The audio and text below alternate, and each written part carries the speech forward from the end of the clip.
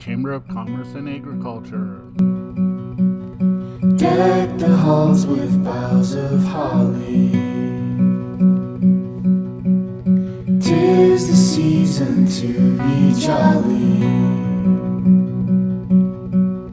Don we now our bright apparel, ancient Yuletide carol.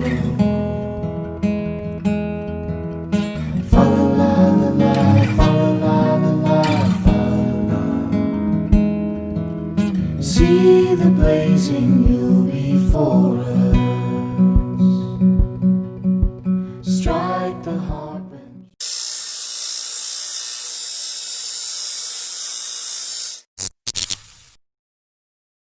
This live stream is brought to you by Beaverhead Chamber of Commerce and Agriculture. deck the halls with boughs of holly. 'Tis the season to be jolly. Don we now our bright apparel.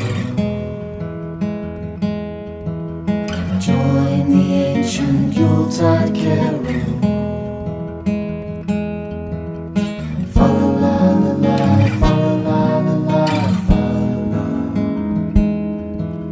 See the blazing Yule before us.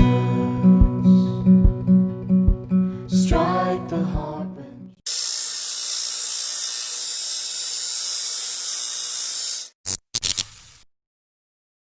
This live stream is brought to you by Beaverhead Chamber of Commerce and Agriculture. deck the halls with boughs of holly.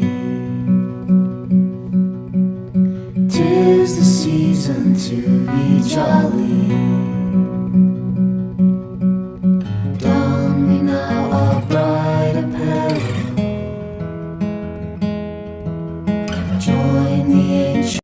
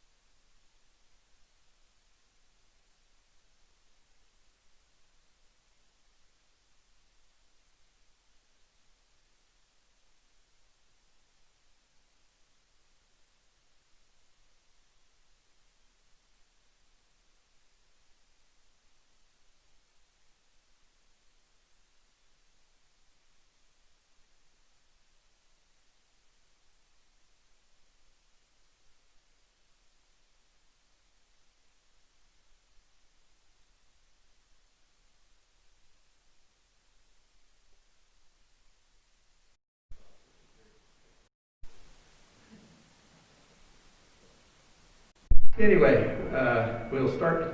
We have a quorum today, which is good, and also Jeremy Crawford with Facebook. Those that Southwest Montana News, I believe he calls it, it's on Facebook. Those in the outside world that they want to tune into that, that'll be fine. And we also have a Zoom, I would call it up here, which urge everybody to do that. That seems to be today's world. And how we conduct numerous meetings, and probably myself a half a dozen a week I'm involved in. So with that said, we'll start with the state of the Beaverhead County Public Health, if you would. Yeah, I put that on there just because, as you can imagine, it's been extremely crazy at our office. We're averaging 20 cases a day. Currently, right now, there's been 563 total cases. And this isn't exact because this is information from yesterday and it's so fluid, it's changing constantly. But 563 cases yesterday, that's 6% of the total population if you use a 9,400 population base. It's about 1% of the state cases. Right now we have about 95 active cases. We've had a total of 20 hospitalizations, and we have 3 current hospitalizations right now. As far as age breakdown, I just wanted to see where we were at as far as the younger population. Right now we have 2 babies less than a year old positive. We have 1 2-year-old, we have 1 7-year-old, we have 1 9-year-old, 1 14-year-old, and 5 17-year-olds. The college-related cases that were reported in the last 2 weeks have been 99 kids. In the last week, we probably tested about, maybe the last 2 weeks, about 500 people, and that's about 5% of the population, so we are doing a lot of testing. However, those are still only close contacts and symptomatic people. That's about all we can support at this point. In Montana, there's about 55,680 total cases, 603 total deaths. There's 2,350 total hospitalizations and 477 current hospitalizations. As far as the largest percentage of cases per age group, I just looked at the top 5. Kids 10 to 19 comprise of 12%. People 20 to 29, 20%. That's not a surprise, of course. People 30 to 39%. 30 to 39 years of age, 16%. 40 to 49 years of age, 14%, and 50 to 59 years of age, 13%. So those are the top populations that are being affected the most. It appears to be males and females are affected almost equally. Females are about 50%, males about 45%. I just wanted to kind of look and see what other counties, where they were at as far as total population of cases. The Valley has 2% of the total state cases. Silver Bow has 3%. Deer Lodge, Beaverhead has 1% of the cases, and Gallatin, of course, has about 12%. Montana Youth Challenge has an outbreak right now. In the weeks from week 14 to the 21st, we've had 4 staff people positive and 7 students positive. So we're dealing with that with Trent Gibson. I don't know, do you have anything else to? Any questions for Sue from the board? Mike? Just a pass, since it looks like it's written, can that be emailed to the board? Sure, just ask. Yeah. Okay, thanks. If you would, please. Did you catch that? I think I guess I could add that we have kind of a rolling positivity rate on our tests, and as epidemiologists at the state tell us that if your positivity rate of your test is over 10%, that you're not testing enough, and our testing positivity rates have ranged from 17 to 35% the time I calculated it this last week. So it's been very high even at times, and certain instances it's been as high as 50 and 75%. I know that's very, very high, but that's because we're not able to meet all of the testing needs that's out there right now. So. Paul? Do you have any demographics on the deaths, COVID, age-wise? Age-wise? Mm-hmm. Both in Yes. Beaverhead County and statewide? Yes.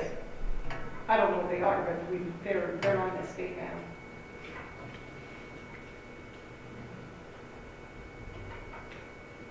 Okay, any further questions for Sue? Thanks, Sue. Okay, next is discussion on the governor's new statewide directive that came out on 11/17/20, effective Friday, 11/20 at 4 o'clock. It says, and I would open that up to discussion also from the health board. Anybody care to lead or on that? Everybody, I assume, read it. Read it all out. I can open up here: restaurants and bars, breweries, distilleries, and casinos operate at capacity and close no later than 10 o'clock. And then public gatherings and events limited to 25 individuals where social distance is not possible or observed. And then it gets into enforcement, and of that, face coverings required in all counties regardless of case count. Now, in the past, enforcement has come up as a topic. Any comment from the sheriff on that? No change? No change in the way that we can enforce. We've had meetings in regards to the quarantine and to the isolation issues that we're having. And I believe that the county health department is making changes along those lines so that we can enforce those that are not quarantined and those that are not isolating per orders. As far as the mask mandate goes, it's still one of those things where there's just no way to enforce it. I would just ask the people out there to please use your mask. Okay. Okay, thanks, Sheriff, for the comments. Can I Yes. have just a clarification? So you, for the quarantine isolated, Nicole, yeah? this is Nicole Hazelbaker. She doesn't know the names. Oh, I'm sorry, Nicole Hazelbaker. It's not picking up your guys' voices very well. So for you guys up here, these are microphones right there. So try to get as close and point your head that way. Okay. And then you need to get closer to your mic, please. Oh, okay. And then that mic isn't working, so point that way.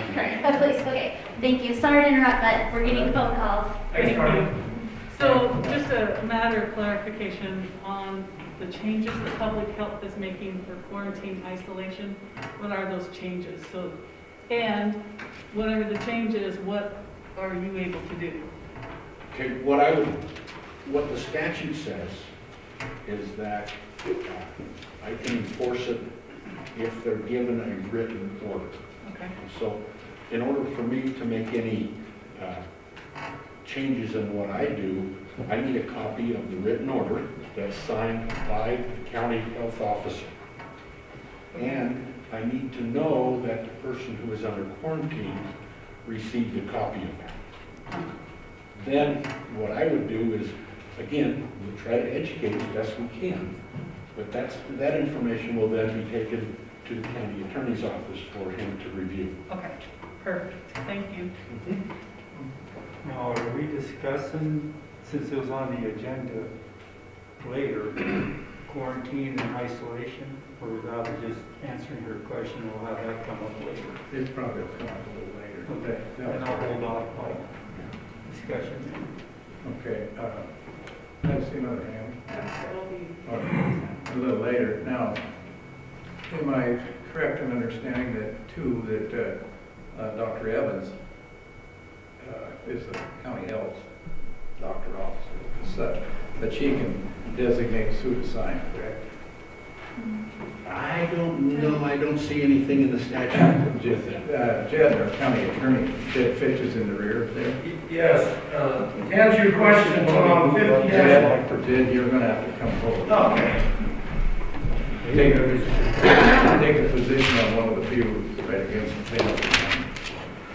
50-2-118, under the powers and duties of local health officer, right in the first sentence of that says, the local health officer or their authorized representative shall, and then it goes into those five numbers. Number 2 says, take steps to limit contact between people in order to protect the public health, which is the authority to tell them they have to isolate or quarantine if they're exposed.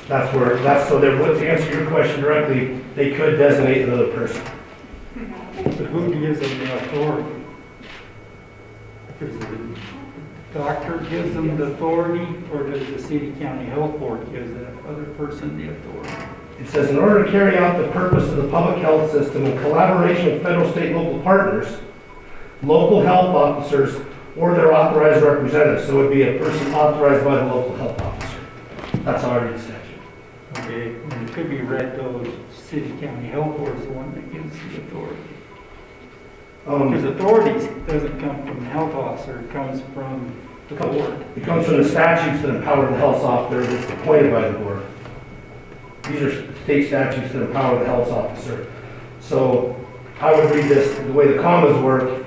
In order to carry out the purpose of the public health system, comma, in collaboration with federal, state, and local partners, comma, local health officers or authorized representatives shall. So these are the actions you want your health officer or their authorized representatives to take to carry out the board and the statutory schemes.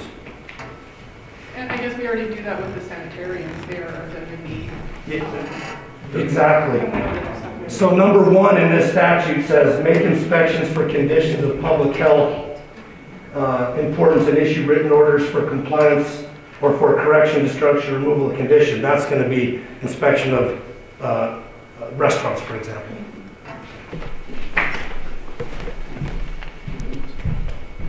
Okay, with that said, if there's any, no other comments from the board on this discussion on the governor's new statewide directive, well, I feel it only right that I open the Zoom up for comments.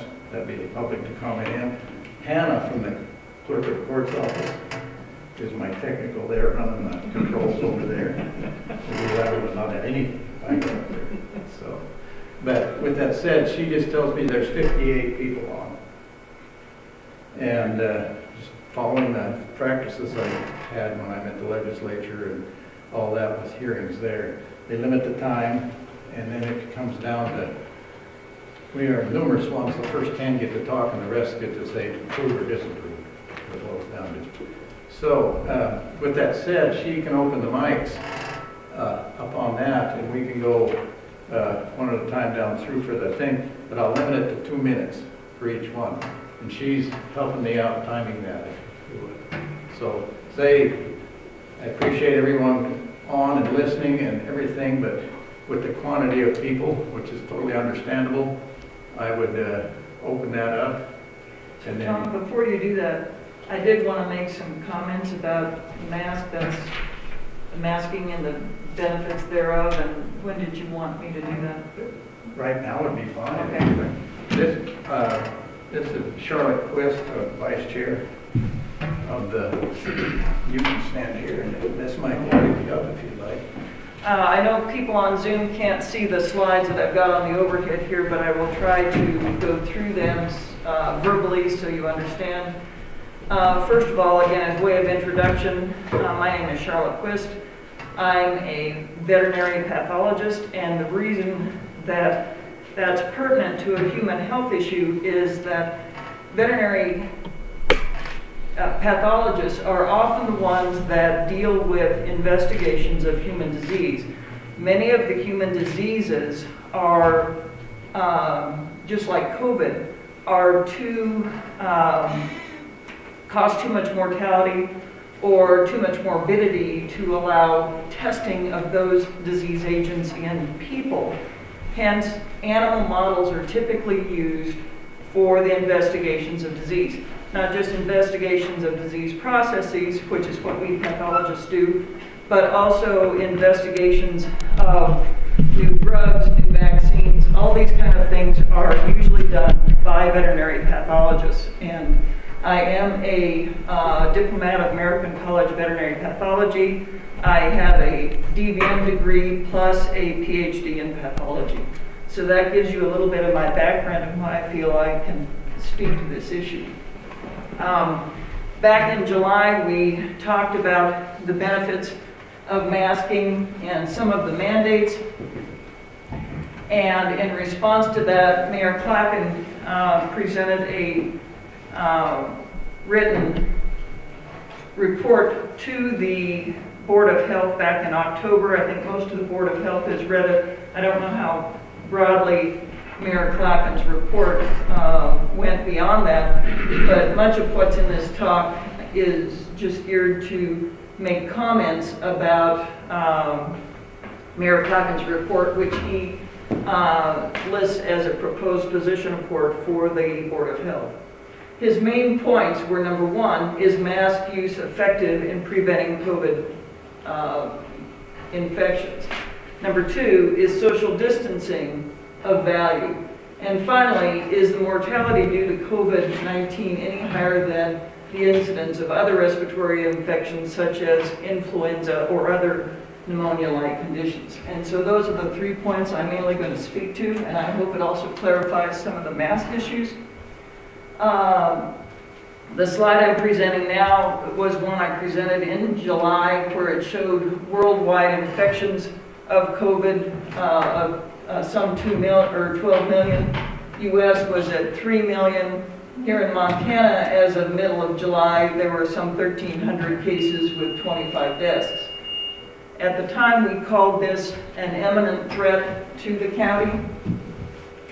If we fast forward now to November, you can see that I think we can take the imminent out of that. This is a serious health threat to our county. Worldwide now, some 58 million cases, up from 12 million in July. In the U.S., we now have 12 million cases, up from 3 million in July. And deaths have gone from 135,000 back in July to some 260,000 as of this morning. In Montana, it looks like when I converted this, the numbers got skewed, but in July, again, we had 1,300 cases. In November now, we have over 56,000 cases. In July, there were 25 deaths. We now have 603 deaths. Or was that number accurate, Sue? You may have given us slightly. 614 this morning. 614, so I didn't have the numbers as of this morning. So I think this is now a real threat to not just the worldwide, by the way, that is the definition of a pandemic, is a disease that has crossed multiple continents on a worldwide basis. So it's an imminent threat, not just to us in Montana, but worldwide. And these numbers show that the cases have indeed escalated. This graph just is geared to show the exponential rise in cases. There's nothing magic about this graph, but you can see that back in July, which is about midway in the graph, we thought we had a problem then. Now it's obviously almost quadrupled.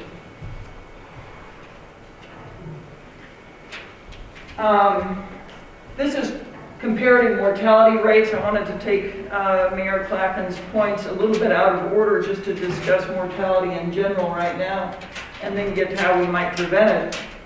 On one column here, I have the causes, or excuse me, the mortality due to influenza. In the other column, the mortality due to COVID.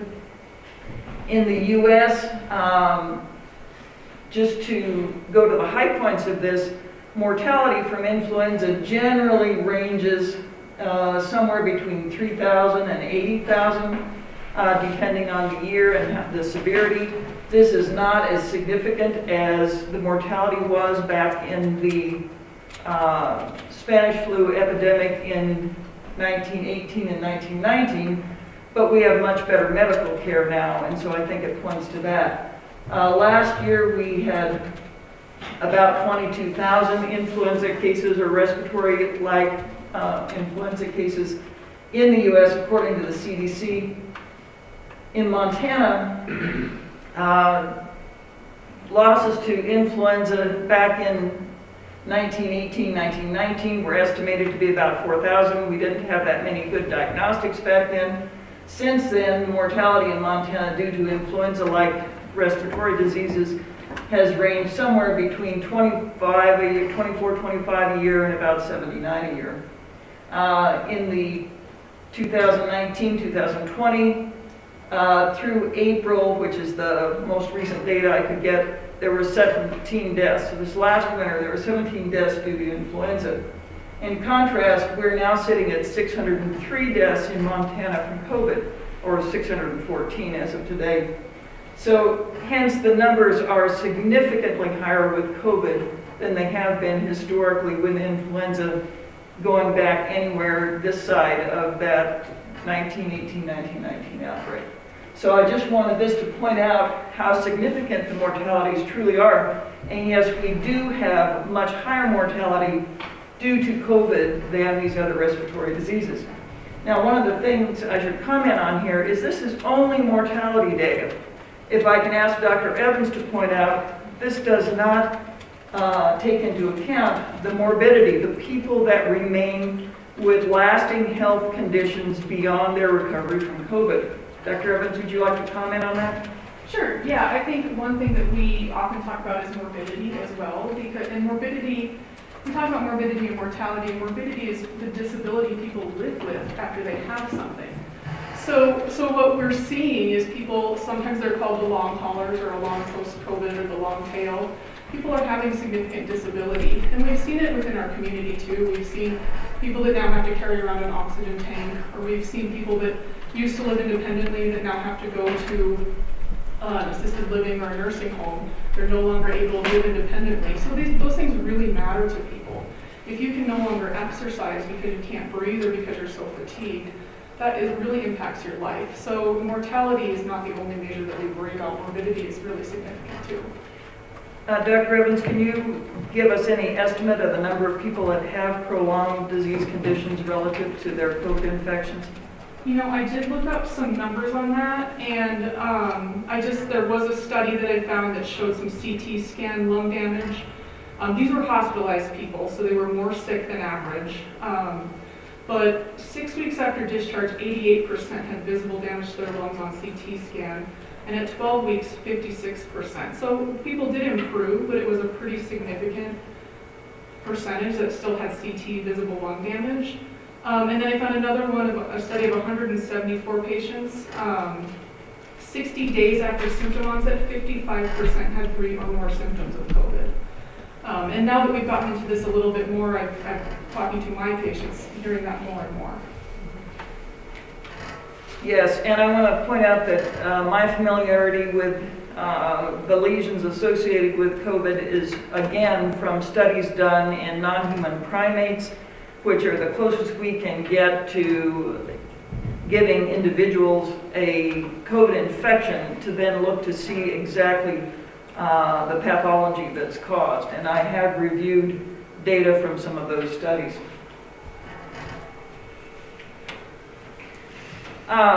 This slide is just to illustrate which is the size of the COVID particle, the COVID viron, if you will, compared to some of the other particulate matter. And this basically leads into why masks may or may not work and what are the problems here.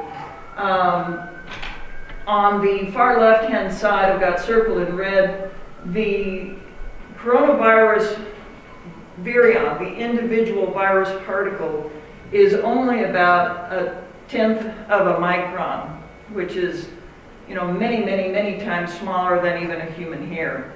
Size-wise, that's smaller than many airborne particles, dust particles. The particulate matter in this slide on the far right-hand side is a 10-micron particle. It'd be something like a piece of dust floating through the air. In the middle is a red blood cell at about 7 microns. In general, when we talk about the difference between droplets and aerosols, droplet particles are usually moisture particles that range anywhere from, frankly, down around 1 micron, droplets are generally around 5 microns, up to 10 microns, even up to 100 microns. So it's fluid particle that may contain dust, such as here. In contrast, aerosols are on the smaller end of the spectrum. We say that aerosols are particles that are smaller than about 5 microns, but this is a sliding scale. It's not like it changes from an airborne particle to a droplet particle. I'm just trying to illustrate that there's a very wide range of sizes of droplets or airborne particles that can be emitted by a person when they breathe, speak, or otherwise exhale. In a recent article that was put in Science magazine in June, this particular diagram shows a person emitting particles, and again, in this diagram, it says the particles size can go anywhere from 100 microns down to 1/10 of a micron, the size of a virus particle. Now, one thing I've got to comment on, virus particles don't travel as a naked virus particle. Viruses are always embedded within a moisture droplet or an aerosol. So in other words, it's not like there's just this naked 1/10 of a micron thing floating in the air. The virus particle is encapsulated, and it's always in conjunction with some kind of moisture. Viruses just don't float around the air as a naked particle. This diagram again shows that on the left up here, an infected asymptomatic person can speak or exhale and emit droplets and aerosols. The aerosols being the very fine ones that don't drift to the ground as easily. And again, a person wearing a mask versus a person not wearing a mask, a person not wearing a mask obviously is much more likely to inhale those infected droplets or aerosols if they're in close proximity to that infected person. The lower visual here shows a person that is presumably infected but is now wearing a mask, and it just serves to illustrate the degree to which a mask can help minimize the exhalation and spread of both droplets and, to a certain degree, aerosols into the environment, and again, minimizing the exposure to the other individuals. The big point being here, viruses are going to travel within moisture droplets or smaller moisture particles. They are not going to travel as free 1/10 of a micron entities. One of Mayor Claflin's concerns was the dearth of literature specifically dealing with the benefits of mask use during COVID outbreaks.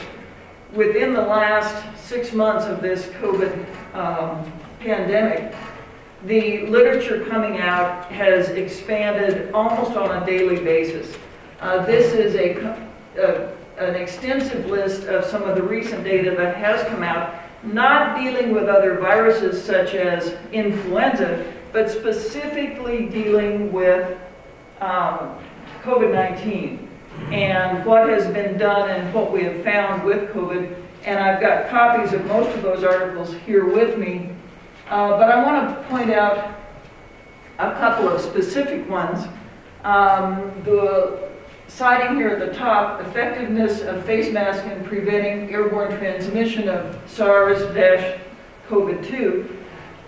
This article set up a very nicely done experiment in a controlled chamber where they used mannequin heads to simulate an individual, and they masked these mannequins and they controlled the amount of virus that was spewed from forth these mannequins, and then they measured the virus that was received by the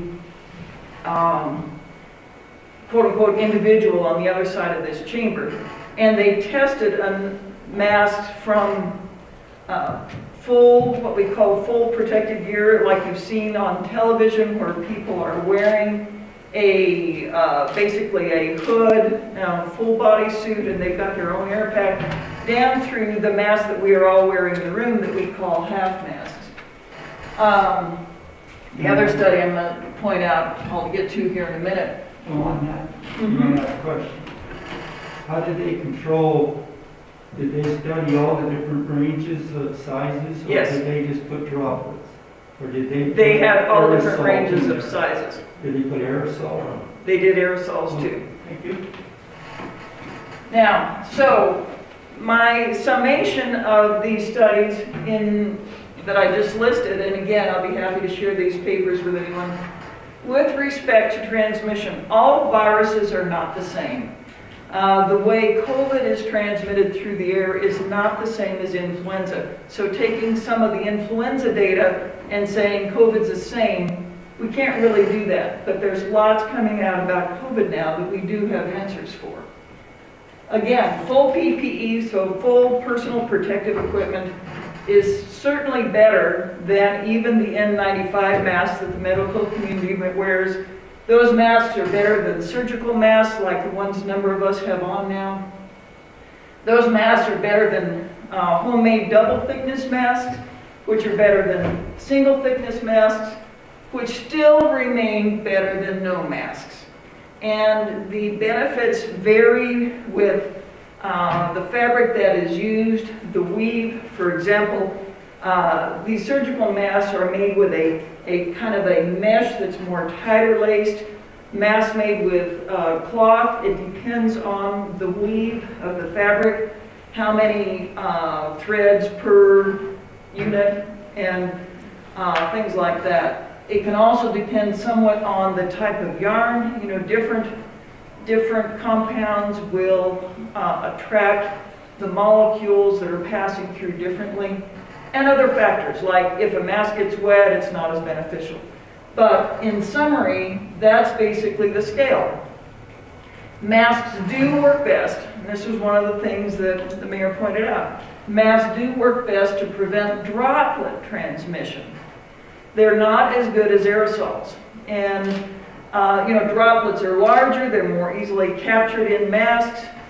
Aerosols, and that's the problem with the masks like we're all wearing, that yeah, there is a certain amount of air. And that's why, again, as you've seen on television, most of the hospitals and such have gone to that full protective gear, so they're minimizing the risk, and that's really the only way to get 100%. But any face covering does nonetheless reduce the viral load. By viral load, I mean how many virus particles you end up inhaling. And as a result of how much virus you're exposed to, that can change the severity of the disease. Those of you, and I think there are a few in the room that have had the disease and had milder cases, perhaps you didn't get the same volume of virus, the same viral load as someone that gets a very severe case of disease. So masks can help reduce that. And there's a recent study on that. Now on that, I would disagree. Right now, the only reason I'm disagreeing is I don't believe there's any data out showing that, like an assumption that the severity is dependent upon your viral load.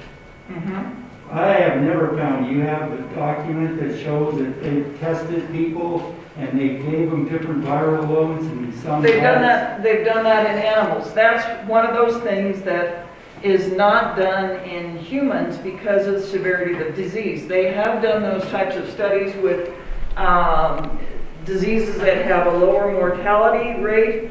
They have not done it in humans, specifically with respect to viral load. They have done it in hamsters. They have done it in non-human primates. There's some very elegant studies done with hamsters, again, as an animal model. That's what we veterinary pathologists do. They can use hamsters and simulate infections in humans by giving them different doses. And there's a recent study out, I think that study citation is in your paper, Megan, showing that a reduction in virus load can alter the course of disease. And we can get you that citation. And it might not. I mean, to me, it really strongly depends upon your immunity that you have. If your immune system is deficient or Mayor, compromised, the hamsters used in this study were naive. In other words, they had never been presented to this, they were naive to this virus. The virus, they had never been exposed. They tested them to make sure that they did not have any immunity before the study. Then they gave them varying viral doses and then did sequential studies on the degree of morbidity and mortality. and that's not that was a bad test there. What I was saying is if somebody's in cancer treatment, your immune system is not full steam, even though a lot of us are not been exposed to the virus. Maybe. That's an unknown too, but so if that immune system is compromised because it's going through chemo treatments, you're not going to be able to fight it off as a normal person would, or, not to use the wrong word, normal, they're all normal, I'm not saying, but I mean, the immune system actually working, even though among normal, quote, quote, normal, our systems are all different on how well can we fight off a virus. Yeah, or and how you're well- absolutely correct, Mayor, that all of us have different degrees of both what we call innate immunity, acquired immunity, and we all have different degrees potentially of immune compromise. So the studies were done on naive individuals. An immune compromised individual is going to be even more susceptible, which, thank you for leading into the benefits of wearing masks. I guess could I say one thing too? I think we don't want to mistake infectious dose for viral load either. Viral load is kind of how much is replicating in your body, and infectious dose is how much virus do you need to get an infection. So say that's 10, and if you only get exposed to 9 viral particles, your body essentially ignores it. But if you get over 10, then you get the disease. And there are human studies actually with the endemic coronaviruses that show this, that Yeah. it's quantity of virus, the infectivity amount that makes a difference. And that ties into also degree of immunity. For those of you that perhaps have either had a prior coronavirus or have had this particular COVID-19 virus, you have a certain degree of antibodies. We all talk about the antibodies that are built up. Well, that's a finite number as well. And, you know, I mean, it's a high number, but it's a finite number. So to carry on what Dr. Evans said, if let me pick on Sue, for example. Let's say she's had coronavirus, and it might be interesting to know if you have a titer, huh? Let's say she had a case or a related virus, and so if they did an antibody test on her, and oh, by the way, I hope many of you listened in to Dr. Lovy's town forum last week, which was very enlightening. So if Sue had a coronavirus previously, or even this virus, she has a level of antibodies. The viral load that Megan's talking about, if Sue is challenged with 10 viral particles, even if she didn't have an antibody titer, she might throw off that virus. Her immune system would rise to the occasion. If she was presented with 100 virus particles, well, she's probably fine. Let's say she has 150 antibody molecules that are going to bind up that 100 virus particles. But what if all of a sudden someone comes and coughs in her face and she gets a load of 1,000 virus particles? Even if she has some low-grade immunity, had recovered from the virus, let's say 3 months ago, that overwhelming virus load would be enough to potentially cause her to have a second episode of disease. Would you like to add anything to that, Dr. No, I think that's very adequate. So 2 articles, again, touting the benefits of mask use. So, as I just mentioned, one of these studies showed that reducing the amount of viral exposure results in more asymptomatic or milder infections. In other words, again, if you can reduce that virus load from getting 1,000 virus particles down to 100 or 10, then you are much more likely to have an asymptomatic or mild case of the disease and mount an immune response. If 80%, and this article went on to say this, if 80% of the population wears masks, nearly half the deaths going forward could be prevented. A very nice little piece of work that came out of Kansas. They had, like many of us, back in June they had increasing numbers of COVID. So by early July, the governor put a mask mandate into effect. But the counties had the ability to opt out. And so of the 100 and some counties in Kansas that were asked to wear masks, 24 counties put in place a mask mandate. 81 counties opted out. So this then ran up through about mid-August, and by mid-August, the counties that had a mask mandate in place had a reduction in COVID cases by 6%. The counties that did not have a mask mandate in place had increase in number of COVID cases by 100%. And that's not even tying, there was probably no guarantee even in the mask counties that people were wearing them 100% of the time. We all have gone into the grocery store, we know people don't always wear them. I have not looked at the first one. I would be interested again. I'll talk to you afterwards. Mhm. Second one I looked into that. And I'm not really sure if they did the numbers right. They really didn't study what they're saying they studied right. First off, you're assuming that if you're in a county that doesn't have a mask mandate, then nobody wore masks. No, I don't think they, I think Could in have the been study, 70% that didn't or wore masks or didn't wear masks. Well- But the numbers, when I look at the numbers and how they did, what they used, what they presented, and I was going to do a calculation and hand it out to everybody, but truthfully, those numbers do not show what they're saying. well, I mean, we can take that up later, we don't need to discuss that now. It is published in the literature.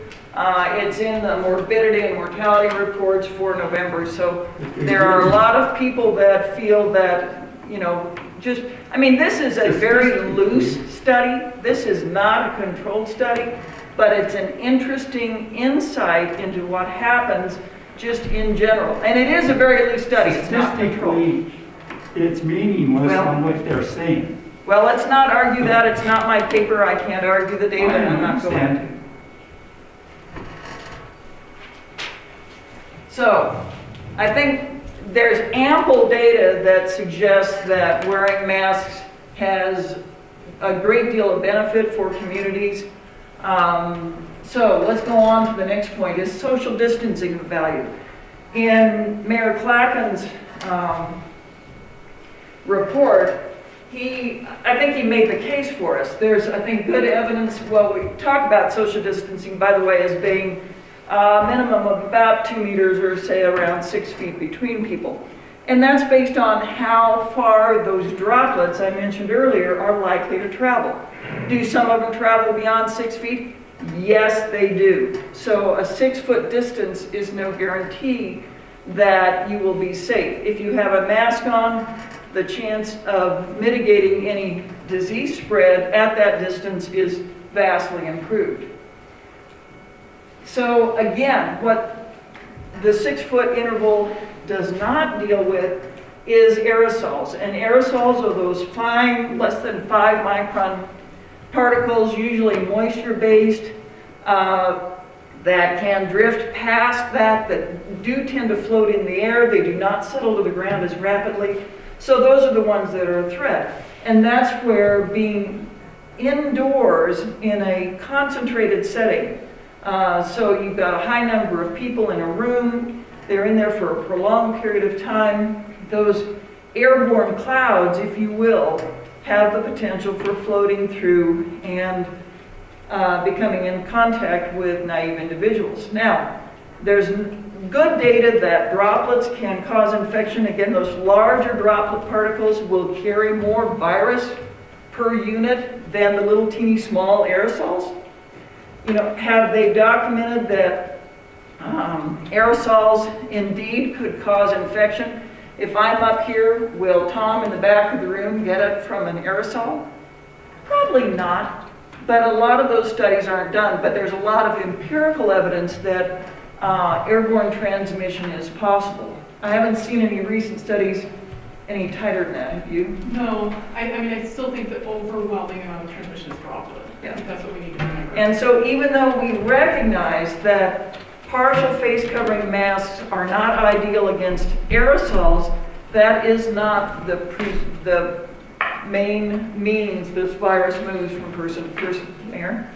And I'm not disagreeing with you, I'm just going to say there is a case for COVID-19, and I can't remember, April, I think it was put out There was in a church. They had a big group singing, Yeah, nobody wearing masks. a bunch of them got it. A bunch of them got it, but nobody was sneezing or coughing. They were just singing, not necessarily loudly. There was actually people, one person came in, they traced it down. One person was infected, didn't know it, but the next day he was sick.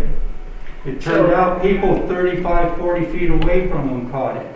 So that's So it exactly has to what do we're with- It's saying. all aerosol, not droplets. They also said with that, though, there was enough interaction with people during that practice that they could not rule out there was still droplet. That's why you cannot say that. It's not acting like an airborne virus. I mean, it's not acting like measles or tuberculosis. Those particles hang around for hours in the air, and you would get it in the court case after this, people could get it. In those cases, people infect up to 18 others. It's highly contagious because of that. But what we're seeing is you're gonna say this at the R naught value, how many people get it from it. We're seeing droplet transmission, 2 to 3 people, and we see that in our countywide data too. People are giving it to 2 to 3 other people. That's consistent with a droplet. Yes, there is probably some airborne. It's worse when you're indoors for long periods of time, Which but is, it's predominantly droplet. which, you know, it is worse for airbornes, hence the restrictions of number of people in the area. And again, if both individuals are wearing masks, you've got a better chance than if you're not wearing a mask. Okay, one of Mayor Clappen's concerns had been if we mandate masks and if we social distance, we are reducing the number of individuals that might contact a disease. Hence, we're moving away from the concept of herd immunity. So let's discuss that a little bit. Herd immunity basically implies that you get sufficient number of individuals in a population that have some level of immunity or protection from a virus, that the virus doesn't encounter enough individuals that are susceptible for that virus to be maintained in a population. And depending on as Dr. Evans said, what the R naught is of a particular virus, that level of herd immunity changes. In a very highly infectious virus like measles, the R naught value is really high. And again, they've determined that there needs to be somewhere over 90%, 92, 94% of individuals in that population must be immune to stop the spread of the virus. We don't think the coronavirus is quite that high. There have been estimates of herd immunity, if you want to call it that, in communities that have run anywhere from as low as 10% to as high as 40%. In terms of asymptomatic infections, you know, those are a big threat with respect to transmitting disease. I passed over my first point in this slide. If we allowed this virus to run unchecked through this community, and again, I'm saying the community is maybe about 10,000 individuals with the college kids, plus or minus, it's a nice round number. Based on what Dr. Pappas from the University of Alabama said last week, you can anticipate a 2% mortality within that community. So if we cease social distancing, we didn't wear masks, then we could anticipate maybe some 200 people would die in this community. Is that about right, Dr. Evanson? So those of you that say we shouldn't wear masks, you know, we should go out of business, we should let herd immunity take over, what 200 people are you going to select? You know, is it your friends? Oh no, is it someone else's family?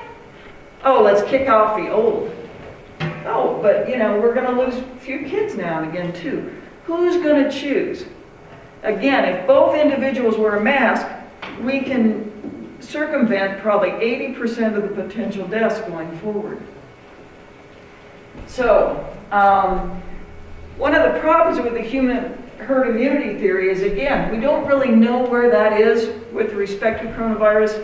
You know, it's been looked at all over the world.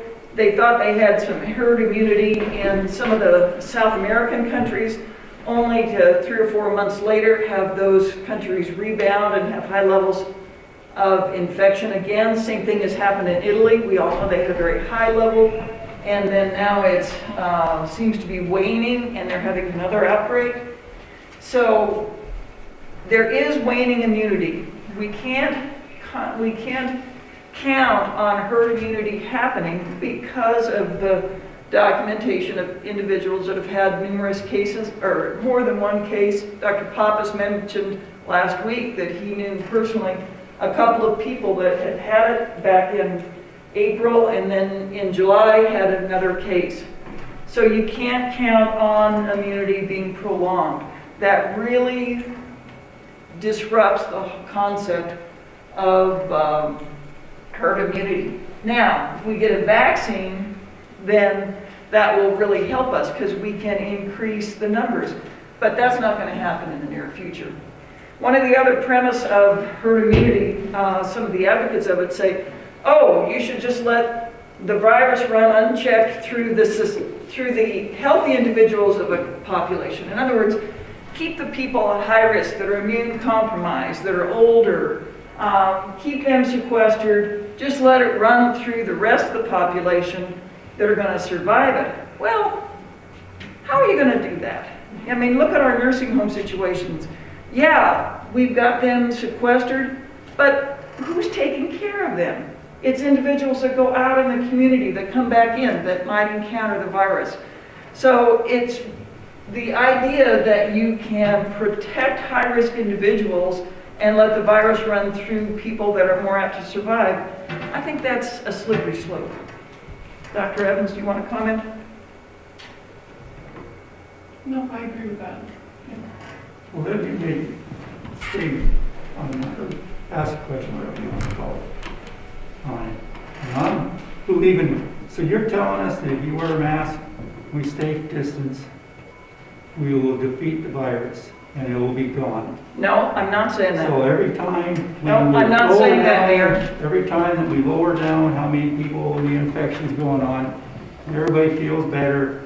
We come out, it's going to go again. I guarantee you, it's going to keep going until you hit quote, quote, herd immunity, or it will never stop.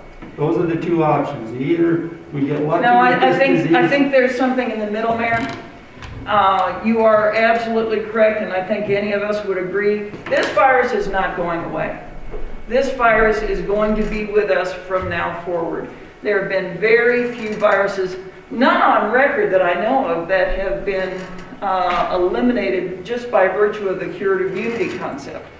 There have been some viruses that have been eliminated by a combination of working on developing an immune population either through natural infection or through vaccination, and those viruses have been eliminated. Polio is one that comes to mind. There are a couple of animal ones, rinderpest, but you're probably not interested in those. But it has been done, but with a combination of both developing immunity and vaccines. This particular virus, I don't see it going away. I think what we're going to have to do going forward is, if we can protect ourselves now, you know, you can even say by wearing a mask, you're helping the community establish herd immunity because you are not as susceptible as you would be if you were not wearing a mask. And I think that's a fairly safe comment. You know, you can, if people are cautious, if they wear a mask, if both individuals wear a mask, the chance of a virus spreading is much lower. We've got more opportunity to get a vaccine on board. We all know that everyone is not going to be in favor of having a vaccine. I think influenza vaccine is at 40% of the people get it. I anticipate the same thing here. 40% is not likely to develop herd immunity on a community scale. I think this virus is going to stay with us going forward here. I agree with you. So, in my opinion, Dr. Pappas said this last week, wearing a mask is a token of love. It's an altruistic thing you can do to protect not just yourself, but your fellow man, your community members. And I think I am 100% in favor of the governor's mask mandate. I fully am sympathetic to law enforcement and the difficulties in mandating that, but nonetheless, I think as a community, we must try to protect ourselves and each other going forward by the use of masks. We've got to be part of the solution, not part of the problem. Any other questions? There's a comment on one thing now. Not that it can't be an act of love, not disagreeing with that statement, but to me, this is kind of a strange thing, what you might call love, because you're forcing people. That's where I had the problem, was the mandate of forcing. Okay, Tell the truth, and tell so, everybody about it, and then if somebody wants to wear a mask, great. If somebody doesn't, great. so, what about seatbelts? What about drunk drivers? And we allow seatbelts not to be worn if people want to, or if they're not comfortable, you can wear them. They can get a ticket if they don't wear a Not seatbelt. unless it's a secondary offense. You cannot stop somebody for not wearing a seatbelt. Correct, but you can. But I can get a ticket you if can cite you them stop for me it, for yeah. something else, yes. Well, Nobody said that anybody was getting citations for this. No, I'm not saying that, We're reaching out to the community and asking for their participation in the mask mandate. And We've taken on the goal or the stance that when we come upon somebody that is not following the mandate, we stop and talk to them. We educate. We try to get them to come along our way. So I don't see why, at this point in time, we've got such a big upheaval in the mask mandate and what we're trying to do. That's me from a community member. And I don't have a problem at all, as long as we don't mandate and start arresting people. I think, And I don't have a problem. There's been no not talk wearing a about I it. know mask it is hasn't very happened, I selfish. understand, but I heard talk in some of the meetings that we're talking about how we're gonna enforce it. And that might come up later, today for this meeting, but that's where I have the problems, that we're gonna shove it down and say, I don't have a problem at all with what you're doing, I don't have a problem, doing what the governor says if you want, and you'll help discuss and inform the public on that. Got no problem at all on that at all. But if we're gonna start ticketing, throwing them in jail if they don't, that's where I really get the problem. Okay. So, Okay, with that and you said, did a good job, by the way, sorry, you did a very good job on that presentation. Thank you. very much, so, thank you, Charlotte, for, we laymen can follow that too. That's what's nice. Yes. And then notice too, down in the agenda, we had public education on flattening the curve. Basically, Paul said it short but very wisely on that topic. I'll get to that. And I brought up the fact of offering the public to right to comment through the Zoom. And Hannah told me there was 58 on there roughly. Yeah, we're up to 68 people now. Now we're up to 68 people. So with that said, those that want to speak, I'm going to have to cut that down to about 2 minutes. Just, say quickly what you got to say, and then we'll move on. But if you want to, raise your hand. Yeah, yep. Okay, raise your hand on there if you want to speak, and Hannah will turn your mic on. And then please, and tell us your name if you would, please. Thank you. So, Stephanie Osborne Go is ahead. on here. Go ahead. Does she have her hand raised? Yeah, she is. She needs to unmute herself now. Can you, I don't know if she can hear me. She can. Oh, Oh, there we go. Yep. Can you hear me now? Yep. yes. I would like, if you could clarify the new directive from the governor, if the masks are enforceable by the governor's directive, or if that's something that our county's trying to push through. I wasn't clear on that. My understanding is it's a mandate to wear a mask, but it isn't something that county, as Paul stated, I'll let you state it as far as enforcement. It's This not is a something shift. that we can enforce, okay? Having said that, I'll say that from the get-go in March, we've been under reviewing the laws, and we feel that our best course of action, our only course of action, is to educate the public There's no citations that can be written on it whatsoever as far as I can see, and I've been in numerous meetings with the county attorney, and I believe he agrees with me. May I ask a question? Sure. What if there was an individual that got into a more forcible altercation with another over a mask, in other words, disrupting the peace, as it were? Okay, that could be written under disorderly conduct or assault, depending on the situation. It would not be anything to do with the mask mandate. Having said that, I know that statement's wrong, but the trespass, if you own a business and you are asking people to wear a mask when they come in, it's your business. You can do what you want with that business. If you ask them to leave for not wearing a mask and they refuse to, then they can be written a ticket for trespass. Okay? People have the right to choose to wear the mask. Okay? And I would definitely hope that people use that right and not put upon other people. If you don't want to, don't put upon other people that are wearing that mask. It's their right, just the same as it's your right not to wear the mask. Okay, thank you.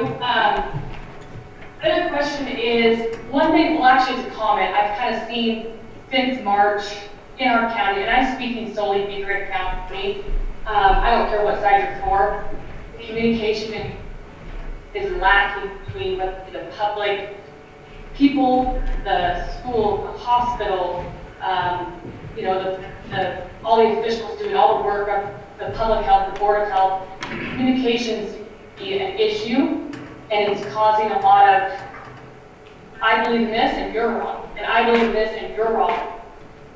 Why can't we somehow figure out a way to see each other's sides and work together to blow up the spread or whatever you guys want to call it? I feel like trying to enforce the mask, trying to say you can and cannot go here, you can and cannot go see these people, you're causing a very hostile environment, and that is making people maybe not want to listen to them after you ask them to wear a mask, or you ask them to have less like people. Stephanie, you got one more minute. Stephanie, you got one more minute.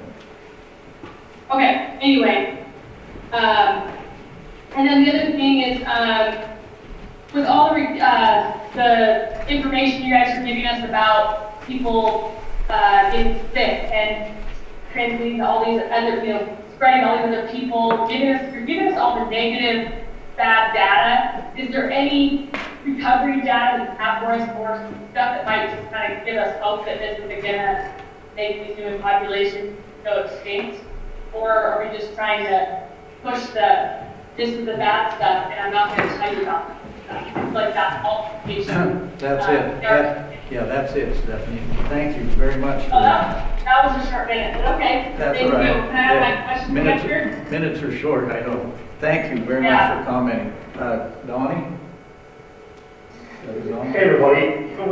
This is Don Giberson, Chief of Police. Sorry. Go ahead. Yeah, thank you guys for attending. Tom, if you can hear me, would you just raise your hand? Yeah. Thank you. He knows that. I want to piggyback on Sheriff Pat. I agree with everything he says. There's nothing written that says that, you know, we can actually enforce that. I would, however, state that in assistance with the public health, if we did get those notices, we could assist a little bit better in the quarantine isolation kind of deal. And I know you guys have a million things to do, so that's another thing I have on your plate, but that's something that would really help us.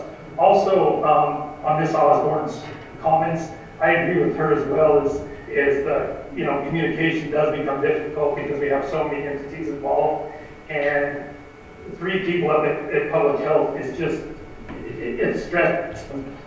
Lynn's doing the testing, the contact tracing, the reporting, all this kind of thing, and they're doing their best. But I would like to see something that you know, there are ideas that we can help them, because I think that's really where where we need to kind of go. We can complain about the communication, but what can we do to assist so these things are a little bit easier for the public to digest? Because honestly, I've seen the work that the public health's doing, and I don't know how you continue to do it. I just don't.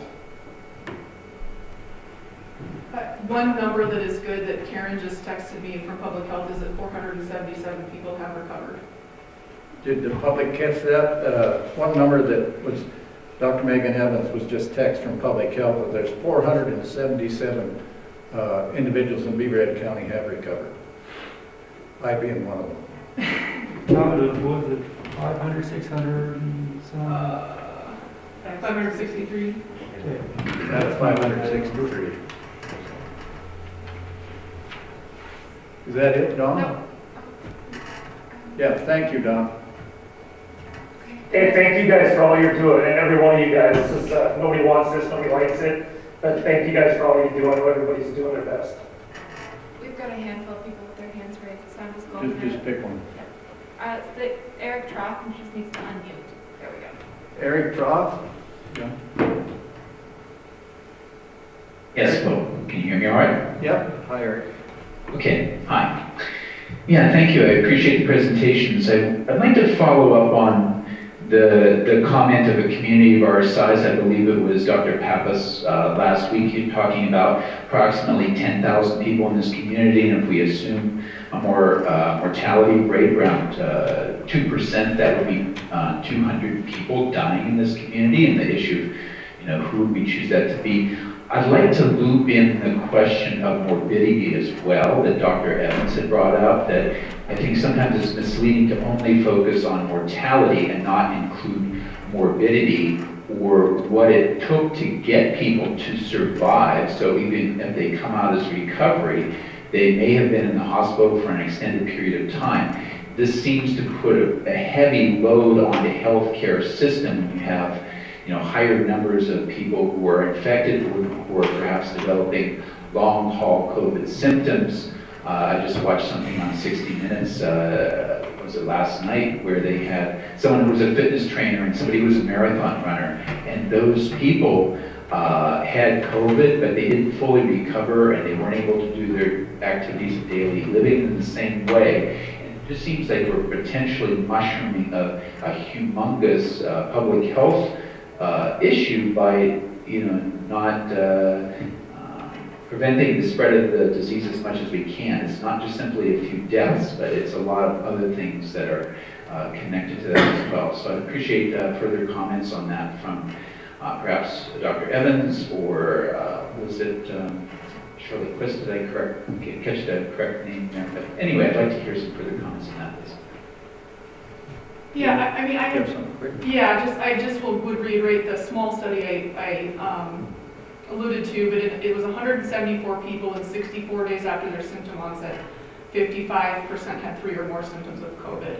I don't know that there are great numbers on it because it's not something that we track really, but I think we're going to know more with more time. Of course, people are probably going to get better with those chronic symptoms. My guess is they might be 3 months, 6 months and recover. Some people are correlating with chronic fatigue syndrome, which is thought to maybe start with a viral infection as well. So it's possible it could be a long-term morbidity. People who've had a PE, blood clot in their lungs in the hospital or in their legs, or heart attacks because of COVID, though, they might have heart failure and things like that, so it's more measurable.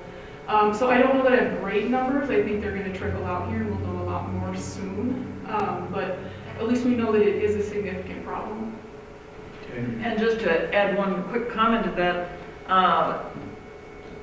any degree of morbidity, of course, also has huge detrimental economic impact as well. Okay. Yeah, thank you. And yeah, can I have a follow-up? Is that? He's got some time. You got some time. Quick. Oh, okay. Yeah, I was just curious too, because it's taking it out of the context of just COVID specifically to say that it also has an impact on the rest of the healthcare system, the ability of people to get, treatment for, heart attack or stroke or all the other things that people do as the normal load of hospital care that's required, and that the more COVID cases that we have, it displaces other kinds of issues that people need healthcare assistance for. I'd like to see that, included kind of in a systemic perspective. Thanks, Eric. Next. Jim Dillon. Yeah, Jim Dolan? Your mic might be on, Jim. Jim Dolan? Hi there, can you hear me? We can hear you. All right, quick two points really. A bit of constructive criticism. So I'm on quarantine right now because I was allegedly exposed on the 12th of November. I received a phone call last week, starting on Thursday, from a 425 area code. And of course, with coming off the political season, I don't answer calls that are like that. Eventually, I did take the call on Friday morning, and it was one of your contact tracers. I realize everybody's doing their best, but the area code in Montana is 406. It is not 425. I think it is really a detrimental thing when you have an official call coming from an out-of-state area code about a matter of public health significance. I know everybody's doing their best, but I need to tell you that. You need to fix that. That's not adequate. Secondly, I'm kind of echoing with Sheriff Kraft. We've already had one assault charge in the city of Dillon over social distancing at a grocery store. I will tell you that I'm going to anticipate we're probably going to have more of them. Tensions are pretty high, it seems to me, when it comes to people getting groceries and social distancing. Some people are ready to crack. So I don't want to end my comments on a negative note, but the reality is this is not going to a good place, in my opinion. Thank you. Thank you. Next. Mary Jo O'Rourke. Mary Jo? Can you hear me? She's gonna have to unmute herself. Mary Jo, can you hear me? Can you unmute your... Yes, I can. Okay. Can you hear me? You bet. Go ahead. Great. Great. I wanted to follow up a little bit on what Mr. Dolan was saying, that this is not going anyplace and it's not getting to good positive ends. But I'm wondering why in our county and city, why we do not have stronger leadership, both by our commissioners, by our mayor, by our principals in both District 10 and the high school, our coaches, our business leaders, who are going on radio, newspapers, social media, TV, whatever, to say we support the mask mandate and the social distancing, and we're all in this together, and we'll all get out of it together, and we'll all do it safely, and thereby change the tenor of the discussion to one of cooperation and support and collaboration, rather than confrontation and bitterness. I think that with leadership, we could change that. And I just wonder why, Sheriff Kraft, why you're not, I mean, I'd love to see you out there giving a rally talk about wearing masks and social distancing. I think you have a great presence within our community. And I would love to see Chief Giverson out there. We need our leaders to step up and be leaders. Thank you. Thank you. I've got to defend Paul and myself and Donnie, I believe. Early on, April maybe, the Tribune came by, asked for an editorial letter that we all three wrote in response to just getting together and the common things, wash your hands, distance yourself, that type of thing. And we were all involved in that. And the Tribune published, there was more than just the three of us, let's put it that way. I do remember that. So, go ahead, next. I don't know if Chief Garrison has something to say. Dawn, do you got something else? This Yeah, Chief if I could Garrison. if I could just respond to Mary Jo O'Rourke's comment. We're bound by law, Mary Jo. We can go out, we can be the cheerleaders for this, and I think that that's what we're doing right now. And it's kind of a bit of a slap in the face to say we're not doing these things when we are very involved in trying to get this handled. And so I think this one, we talked about the infighting and the yelling and the fighting. I'm very happy with how this meeting's going right now. But when you start throwing things out there that other people should be doing things when you don't know what we're doing, it tends to put some bad taste in people's mouth. And I think I'm speaking for Paul Kraft here, as we've been working our tails off. Our officers have been working our tails off, scheduling alone, making sure that our staff is healthy so we can go out and serve the community and not spread as well. So I think that everybody has to stay in their lane and look and see what everybody else is doing, because you don't know what everybody else is doing. And I think Chief Kraft is doing or Sheriff Kraft is doing a great job. I think Public Health is doing a great job. Unfortunately, we don't all agree. And you know, throwing stuff out like that, we should be doing these things. We're doing them, Mary Jo. We're just not doing them. We have laws we have to abide by, and you know, my personal things have to stay out of it. Okay, thanks, Chief. I'd just like to throw something out Go there, ahead. if I may. This is Sheriff Kraft. You know, from the onset, like Dottie says, we've been working our tails off, looking at statutes, talking to people, working with community health, attending these meetings, talking to people, trying to get people to wear their masks. And I believe that it is just a little bit of a slap in the face for a council member to say that, you know, we're not really doing anything. I don't believe that that's the truth. And that's all I'm going to say to that.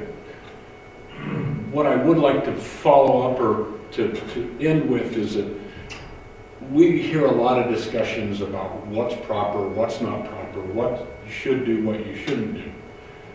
It's not that big of a deal for an individual in our community to wear a mask, practice social distancing, and wash their hands. If we could get everybody to follow that for 2 weeks, give us 2 weeks, 2 weeks, that's 14 days. We could see the bottom drop out of our numbers. I'm totally convinced of that. Thank you. Okay, I'll go next with the public. It's Kara, that's all I know. Kara? Yeah.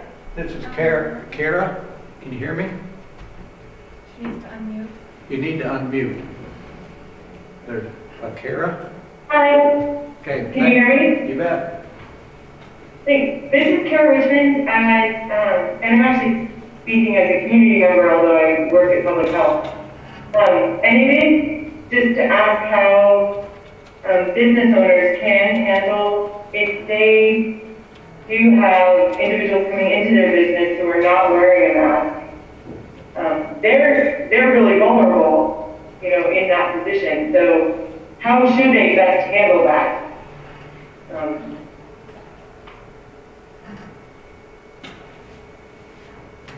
Again, like I said earlier, I would start off by saying if it's private, you know, you go into a private business, they ask you to leave for not wearing a mask, that's their privilege. And in all public buildings, there's a lot of them have a posted sign that masks are required. And that's, you know, I suppose pretty hard to enforce, but that's just a simple said, the mask is required.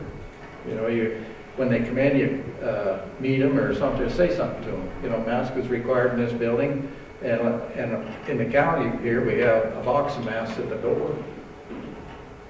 You're welcome to take them, that type of thing. Now, I don't know about other buildings that are public, but that's my comment. Is anything else from the board? Just once again, it's your responsibility to follow those guidelines. You know, if you want to stop this, and at least in our little corner of the world, 2 weeks. That's all I'm going to say. It's 2 weeks. You know, and it's just basically what's said, in summary shorter, It's a team effort. That's what you need. You don't win in sports unless it's a team effort. That's what it's basically said here today. So, next, thanks, Don. And Kara. Joel Rogers, I think he wants to respond to Mary Jo. Joel Rogers. Joel Rogers, please. Can you hear me? Yes, I can hear you, Tom. Can you hear us? You bet. Go ahead. This is Randy Shipman, Joel Rogers, principal at the middle school, and Greg Fitzgerald, principal at elementary. And, you know, I agree with Donnie and Paul, and just want to reiterate that I also felt like it was a slap in the face. We have worked tremendously hard here in school district number 10, keep our students 5 days a person for our students, and we have been successful with that. We have a very low rate. I guess we get a chance to report later, and I'll give you our numbers and things like that. But you know, we're doing the best we can here, trying to make sure that our kids are educated. We're concerned about their academics. We're concerned about their mental health, all those types of things. We're concerned about you know, the economy with our parents and things like that. And so we're doing everything we can. And so to hear somebody say that, especially somebody in a leadership position, is kind of disheartening.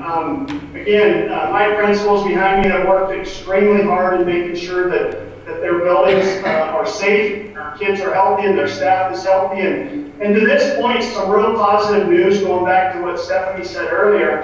And the other thing is we really have tried to communicate with our parents. I know Mr. Haverfield at the high school has done a phenomenal job of communicating with parents and keeping people apprised of what's going on in our schools.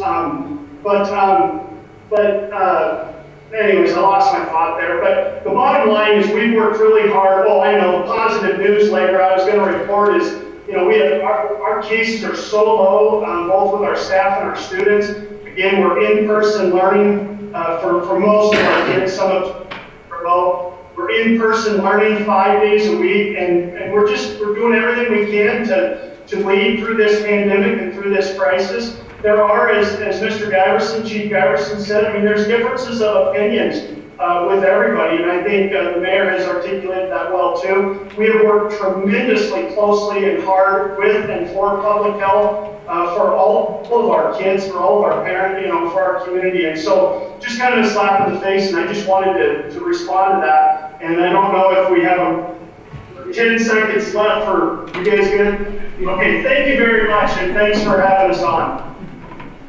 You bet, thank you. Somebody on a Galaxy, they didn't put their name in here, so whoever's on this Galaxy phone. We have somebody on a Galaxy phone, and please tell us your name. Do I have somebody on a Galaxy phone? Please tell us your name. Hello, this is Matt Kenworthy. Can you all hear me? We can, yes, go ahead. All right. I'm going to start off by letting some of the folks there in the room that may not know, I am on city council, and I fear that some of my statements at last Wednesday's council meeting may have infuriated some of the folks in the medical field. That was not at all my intent. The point I was trying to make is that I have the ability to read a lot of journals and a lot of things that are put out by the medical community. And my question for those in the room today, have any of you seen or heard the Barrington Declaration that was posted October 4th of 2020? Yes, I have a couple of people that nodded, yes. Okay. That was written by a professor from Oxford, a professor from Stanford, and a professor from Harvard. And it is a declaration that has now been signed by 23,000 other scientists and over 250,000 people around the globe. And so I guess my question is, as an individual who is seeking to gain better understanding of what the medical industry is trying to put out for the citizens and humanity, which is it we're supposed to believe? What is it that we're supposed to take away other than potentially forming opinions based upon information that is given out in either small or large communities? Matt, this is Dr. Quist, if I could respond to that. And I'm going to respond to that in part from a November 2020 article in Nature called "The False Promise of Herd Immunity." And I'm just going to read a comment or a portion of a paragraph from that article. Let's see. I think I'm going to have to read all of it to get it in context. So this is a quote from the article. Despite widespread critique, the idea keeps popping up among politicians and policymakers in numerous countries, including Sweden, the United Kingdom, and the United States. U.S. President Donald Trump spoke positively about it, and they're referring to the herd immunity idea, positively about it in September using the malapropism herd mentality. And even a few scientists have pushed the agenda. In early October, a libertarian think tank and a small group of scientists released a document called the Great Barrington Declaration. In it, they call for a return to normal life for people at low risk of severe COVID-19 to allow SARS-CoV-2 to spread at a sufficient level to give herd immunity.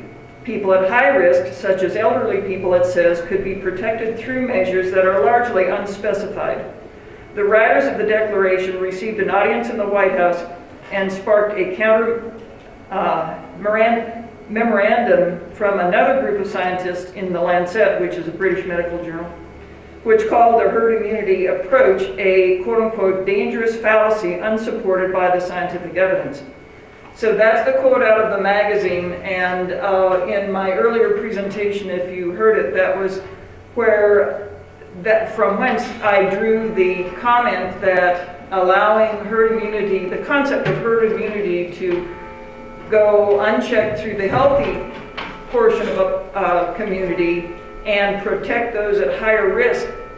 You know, that's one of the basic premises of that declaration, and there's just not a good way in my mind to do that. Again, those higher risk populations, those that are immune compromised due to cancer, as Mayor Clacken pointed out, those that are elderly and in nursing homes, they still have to have people that are at what this article calls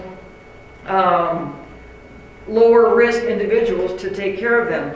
The Barrington Declaration doesn't specify how you can feasibly isolate those highly susceptible groups to allow the concept of herd immunity to pass through. And again, as mentioned, many scientists have come out, many in the medical community and other scientists have come out and said that especially with this particular virus, given the apparent waning immunity, given there is already some evidence of some subtle shifts in that viral genome, given other factors such as this, that the concept of allowing this virus to go unchecked so a portion of lower risk individuals can lead a normal life really does not stand up to scrutiny. I would agree too. The Great Barrington Declaration doesn't really have a plan for how to make it work. It doesn't take into account multi-generational households. It doesn't take into account that a majority of Americans are obese, and that obese is a massive risk factor for COVID complications. So we can't isolate everyone who's overweight or obese. So it's just not a workable solution. And it has been highly criticized by the rest of the medical community. Okay, and Matt, that was Dr. Megan Evans. Yes, thank you. And I thank both of you for touching on that. I hope what you all take from the question is as a human being out there trying to understand what we're facing, there is a lot of information just within the medical community that is differing in what is being purported. And so what I hope you take away from this is that there are a lot of times that what you may be saying may be contradicting what some other highly respected individual in the same profession that you are in is touting. And it's difficult for us laymen to discern what is actually the best course of action to take. This is Dr. Quist again. I totally feel your pain. In the end of the day, we all have our opinions, and I've been trained as a scientist. Dr. Clacken has been trained as a scientist, and part of the scientific method is to propose a hypothesis or a theory, and then we scientists, in fact, I read a book sometime in the past that said we scientists are really like a cult. You know, we have our own ways of thinking, but we scientists, if we propose a theory and in the future things change and the facts don't support that theory, a true scientist will back up and reassess and establish a new plan of action. And that's exactly what's been going on with respect to this COVID outbreak. Everyone likes to point out that Dr. Fauci, recognized medical expert, early on in this outbreak said he didn't feel we needed to wear masks. Well, now he has changed his opinion. And that's how the world of science works. And I know there's a lot of conflicting evidence, and a lot of this is only 100% visible looking in hindsight and not at the time it happens. Yeah, and I would just encourage people just to make sure you police where you get your information from. I mean, I think the CDC and the NIH and Johns Hopkins and UCSF are all excellent resources. So I think if you can use well-established scientific committees, that's a great way to get information. The other thing, and again, Dr. Clacken has referred to this in the past, one of the reasons I gave this presentation today, and I've got this stack of papers in my hand, is because in the end of the day, we scientists try to look at what we call peer-reviewed literature. In other words, it's been a body of our peers that have looked at these ideas, that have scanned the data, that have looked at the studies to try to make sure that what goes into press is a well-designed, well-documented report on whatever. So I would encourage you, just as Dr. Evans said, to try to go into the peer-reviewed literature. If you want to read the literature on it, I would recommend you look to PubMed, which is the search engine by the National Institute of Health. That's an excellent source of peer-reviewed literature, and right now all the COVID articles can be pulled up free of charge. Yes, Mayor. Thank you very much. Just one little statement that might not go with some of the standard stuff that's been said here. Not disagreeing with science at all, but I get nervous with committees. Not that I'm not on a board right now, okay? But there's a lot of committees, especially I'm going through my study field of physics. There was a big committee that decided ether was the correct way, and then it turned out quantum mechanics and everything, including light, acted like particles. Black holes didn't exist by committee until people got together in peer-reviewed journals and started putting out data showing that that was incorrect. That committee was incorrect. Almost all of the discoveries in physics that came out, like general relativity with Einstein and all that, committees decided that it was not true, not to worry about it. It was the scientists going through peer-reviewed journals that came up and showed that that's not true, and then everybody changed. Because they all got together and go, oh, we screwed up. They didn't say that, but, and off they went. So I get nervous on committees, no offense on, like CDC and that, but peer-reviewed journals is, I think, really where you go look for science. Well, just think, in 1491, everyone thought that Columbus was crazy. Right. Rich, isn't it? Yeah, thanks, Matt. Go ahead. Rich is next. He just needs to unmute himself. No last name. Oh, Wassel? Oh, Rich Wassel, go ahead. Good morning, good afternoon, whatever it is. I was going to speak on something else, but because of Matt's comments, I'll speak to that. And I'll try to stay within the 2-minute warning. The Great Barrington Declaration, I would remind everyone, if they wish to look at it, was originally a proclamation, basically, of 3 individuals that got together in Barrington, Massachusetts. And one of the problems with that declaration is that, and also the fact that Matt alluded to, was that I believe the number he quoted was 23,000 signatories. He indicated that they were medical authorities. That is not accurate. The Great Barrington Declaration, anyone can sign on and become an additional number on that tabulation. And you don't have to be a scientist, you don't have to be a medical authority, you don't have to be a public health authority, you just can have an opinion. Immediately after the Great Barrington Declaration came out, there was a thing that came out called the John Snow Memorandum. John Snow was basically the George Washington of epidemiology. And that memorandum was basically a publication to comment and in many respects mute the conclusions of the Great Barrington Declaration. In contrast to the Great Barrington Declaration, the John Snow Memorandum can only be signed off on by public health and medical scientific authorities. Yeah, Rich, Rich, you got 1 minute. Okay. 1 minute. You're a good referee.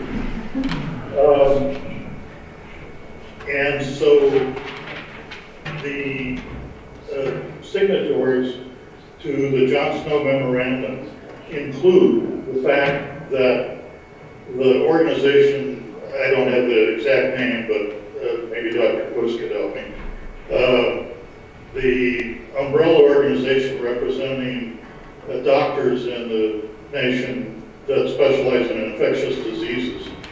That organization, the board of that, unanimously, individually signed off on the John Snow Memorandum, and they are not a party to the Great Barrington Declaration. So there is a difference in those 2 documents in terms of supporting evidence-based science. Okay, yeah.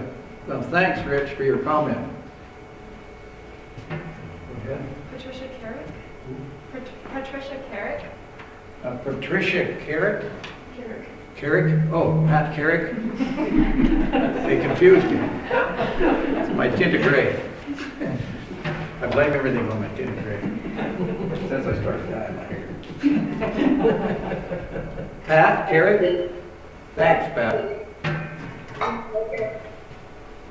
Can't hear you, Pat. Okay.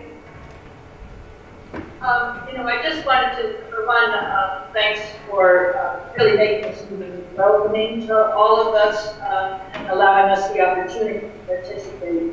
The atmosphere, I think, is greatly improved, certainly from last week.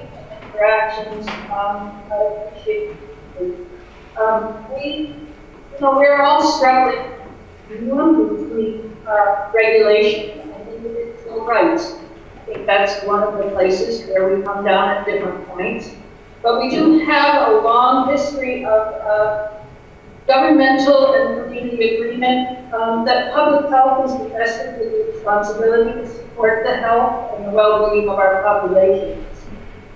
We also invest a certain amount of confidence in our public health. departments to do a lot of that homework that Mike is urging all of us to do, which is go to the studies. Some people will do that, some won't. Science is an ever-changing discipline, as Charlotte has pointed out, and right now the predominance of our information is fairly unanimous, but very simple things can be helpful. And I think concentrating on those simple things and the humanity that we might be able to share to promote those, as Paul was saying, would really be the key here for all of us, and that the third does not get involved in the places where we might disagree or feel our pride is being challenged. Yeah. So, not. You got 1 minute. You're running out of time. Okay. That's a whole other minute I think I have. I don't really have all that much more except to say, I urge us to continue in this more collaborative approach to solve our problems together, because this will only work. Nobody thinks it's either reasonable or realistic that we would fill our jails with people who won't follow public health recommendations and guidelines. That's not going to work, obviously. So I support our leadership, all of you, in continuing to discuss with our community and urge the community, as the people of the schools have been doing, as the law enforcement people have been doing. I'm going to thank you, Chair. Thank you. Alyssa Brown. Okay, Alyssa Brown. Alyssa Brown, your mute's on. Yeah, hello. Okay. I just wanted to, I guess, kind of piggyback off a couple times ago that somebody had mentioned. You know, I work in the medical field and I work at Beaverhead County High School. And I just wanted to thank Beaverhead and the elementary middle school for allowing our kids to be in school and doing the phenomenal job they are with what we have handed to us. I also believe, as somebody else said, you know, the medical world is changing, just like everything else changes. And I think we have to look at the one thing that is constant in allowing our kids to stay in school, and that is social distancing, hand washing, and face masks. So in order to maintain the spread of the coronavirus through the county, you know, why don't we look at those schools and what they're doing correctly and do what they are doing in the public, so we can hopefully rein in this at a county level. You know, I have a sister up in the High Line that teaches, I have a father up by Great Falls who teaches, and then being in the Dillon school, and all three of those schools do something different. You got 1 but minute. They work. You got 1 minute. Thank you. Okay, go ahead. Thank you. And those things all work, and the common denominator through those schools is either social distancing, face masks, and hand washing. So why as a community are we ignoring the medical facts that those things work, and we're going out in public without face masks because you feel that it's right against that here nor there? So why can't we use the education of the medical field and or our teachers, our superintendents, our principals to rein in this virus to protect that percent of people that are getting infected? Okay, thank you. Thank you. Yeah, you're welcome. Sarah Hartman. Sarah Hartman? Sarah Hartman, your mic's on. Sarah Hartman? Okay. Can you hear me? Yeah. Okay, yeah, this is Sarah Hartman, and I'm a business owner, a parent of school-age children, and a community member. And I just want to thank the health board for having this meeting. I know that there have been challenges to having a city-county health board meeting in the last several months. And I just want you to know how much we appreciate the opportunity to listen and to understand better how these decisions are being made. But I think even more so, we're noticing that when we can see each other's faces and hear each other's voices, we as neighbors come to understand each other more. And I think that's where the compassion and the empathy really starts to grow. So I just wanted to say thank you very much for having a meeting. We appreciate it, and we're continuing to pray for you all. Thank you. Yeah, thanks for your comment. That's it right now. That was the last one. Yep. That's it. Let me know if something comes wrong. That's it right now. You said 58. I was anticipating, somebody send out the pizza. Okay. With that said, but if somebody comes on, we'll try and get it. Yeah. Okay. So, next I slip into hospital update, quick. Somebody I here? think Carol Kennedy was going to be on the line, hopefully. Is Carol Kennedy there? I don't see. Do you know, would she be here under her name? I thought so. Well, tell you what, I'll skip, we'll go to something else. If somebody wants to text her and then she could get on the line. I'll go to Pioneer Care update. Let's see. That's the rest Oh, one? no, she's here. She's here. Found Carol? Okay. She's. Should we ask for? It's. Carol? Carol Kennedy? There we go. Carol? Hello, me? Yep. Could you give us a hospital update, please? I would be happy to, thanks. Really appreciate the time to be able to speak to you all. I'm, as the Chief Clinical Officer at Beaverhead Hospital and Healthcare, I've been a member of the City County Board of Health for the past 8 years. Not a member, I beg your pardon. I've participated, and I just really appreciate all the work that group of individuals have done to try to keep us all safe and the whole community all this time. So all of us at Beaverhead Hospital, including our nurses and doctors, our anesthetists, housekeepers, food service, many, many others, all consider ourselves part of the medical community. And we're all members of this community, so we're all in this together. We certainly want our local businesses to succeed and to thrive. We understand that lockdowns and social isolation can be more devastating to more people than COVID. And we don't want that either. We so much appreciate all the extra steps and extra work people all over the county are doing to keep each other safe. The grocery workers, the hairdressers, so many others who are wearing masks all day, every day. We thank you. It's not easy, it's not comfortable, and we know that. I want you all to know that Beaverhead Hospital and Healthcare is prepared, and we continuously add preparations in order to safely provide care to COVID patients and all other patients needing our services at the hospital and at the clinic. Because our providers, our nurses, our respiratory therapists, all our clinical and support staff have been well trained, we continue to get trained, the majority of the patients who've been hospitalized with COVID have been able to return home. We have only had to watch 4 patients, hospitalized patients, succumb to this disease. Our fear, and what keeps me up at night, is knowing how limited we are in every single one of those positions in the hospital. We've had 21 staff out with COVID so far, and we don't have backups for any of those positions.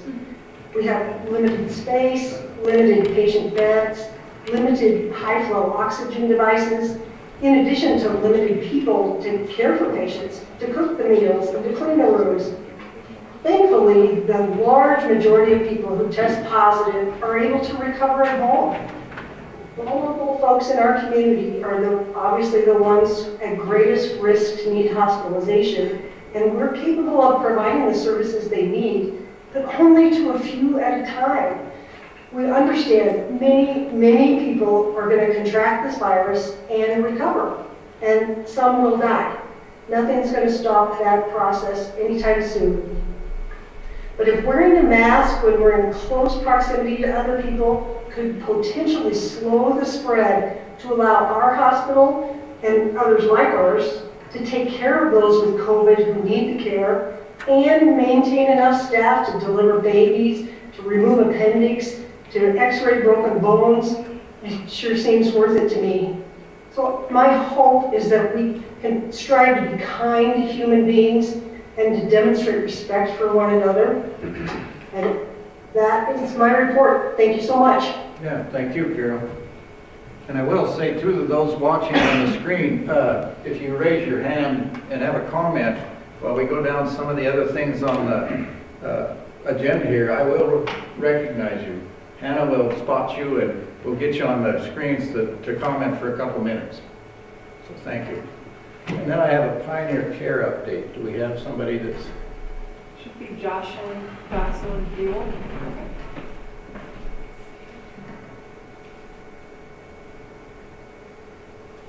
Oh, somebody, do you have a contact through a text with her? You got her? Yep. Let's see, Jocelyn? Is that her name? It's under, yeah, Pioneer Care. Okay, this is Pioneer Care update at Jocelyn. Can you hear me? Yep, can you hear me? I can. Go ahead with your update. Okay, great. Hi, everybody. I just want to let everybody know that as of right now, here at Pioneer, we are negative for COVID. We did have one staff member test positive back on October 27th. We hope we were a one and done because nobody else has tested positive in staff or residents, but unfortunately I know that's not the case. Just by following other long-term care facilities in the state, it usually spreads like wildfire. We continue to monitor our residents here 3 times a day, and any new resident that we take, they are put on quarantine in a special unit that we made specifically for that for 14 days. We test them twice while they're in quarantine just to make sure that they do not test positive, and once the 14 days is up, if they're cleared, they will move to what we call our green zone. And we are taking admissions right now. There is, out of the 71 nursing homes in Montana, about 60 of those plus cannot take admissions because they are in outbreak status, which outbreak status is 1 case only. That's considered an outbreak per the CDC and CMS guidelines. So we feel like we're doing pretty good. We are requiring staff to wear masks and face shields and or goggles. We have limited visitors. We're not open for visitors yet. We do a lot of FaceTime, a lot of Zoom. We do window visits with a specialized phone that we got that's for hearing impaired. So hopefully we can come out of this unscathed. Okay. Thank you, Jocelyn. Thank you. Okay. New hand raised. Okay, next on the agenda, proposed COVID-19 position on City County Health Board. We discussed it enough, we can move on. Okay. That was discussed earlier. Okay, appreciate that, thank you. Okay, isolation and quarantine orders. We discussed quite a bit of that too. Do you have something Wasn't to add? there should have been a school update on those. Well, that's way down. Oh, it is. Oh. Yeah, we just have isolation and quarantine orders is next. Now, we touched on that. Go ahead. I'd like to talk about isolation and quarantine, that type of thing. And I'm going to paraphrase, or not paraphrase, but state at the beginning, if you're tested positive, someone goes in, tested positive, I don't have a problem. You know, I don't know which one. If you're tested positive, is that isolation or quarantine? Isolation. Isolation. Because Yes, I don't have a problem. isolation is for the ill, the eyes. Okay. Didn't know, have never really read. That's how I remember it. Okay, so I don't have a problem on handling, or if they decide even to do enforcement, you know, if they don't obey your order at that time for isolation, then, okay.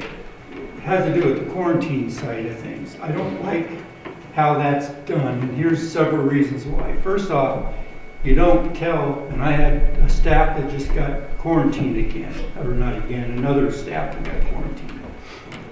When that happened, all he knows was the date, supposedly, that the person that was infected has it, or was tested or determined, or really thought they were sick, I think the story was, and you tested them. And then they went, and it took until Thursday or Friday the next week after, before he got a phone call saying you were exposed. Now here's where the questions come in. At that point, they have to be quarantined, which means 14 days away from everybody. Now, truthfully, in my opinion, that's like locking you in. You can't leave anywhere. You have no chance of even saying, first off, you don't tell them who was the one that you was close contact. Now, I believe that should be it, so then they can say, that's not true, I wasn't there. Okay, what happens if the person was totally mistaken and told them, hey, I was there 15 minutes, or this person was there over 15 minutes, and it happened. And it turns out it wasn't. Now that person now has been locked down, and that's kind of like one of your rights, is you're locked down without actually having a chance to confront your accuser, because they have no idea. And they really don't on this, on the quarantine of, they might not have been that close. And it's possible, I mean, it's a really bad area, I think, on that. Not that if you're infected, to stop the spread or slow it down as much as you can, keep them home, don't have that problem, but when the person doesn't even know how they caught the virus, or they might not have caught the virus, I mean, they were just within, what was it, 15 minutes, within 6 feet for that whole 15 minutes, correct? Is that the Not correct? anymore. It's a different definition now. Oh, is there different? It's 15 minutes cumulative over a 24-hour period. Okay, well, he doesn't even know, I'm talking just the one, there's numerous other ones out there that came to me, and that's some of the parts that's really hurting the businesses, is their employee gets quarantined because they were around somebody in that criteria, you know, but they never got sick, but their store has to close because now they don't have any employees. Well, I guess I would say when we do the contact tracing, we do ask the person who has it, the index case, for permission to use their name. And I would say I haven't had anybody deny that. So then we can say, hey, so you were around so-and-so, and sometimes they will say, I don't think we were together, and that is fine. If they don't think they were a contact, then I accept that. So I haven't had anybody say don't use our name, but if they did say that, we have to respect that because of HIPAA privacy. So if that has happened. The person that said it, ask explicitly, who was it?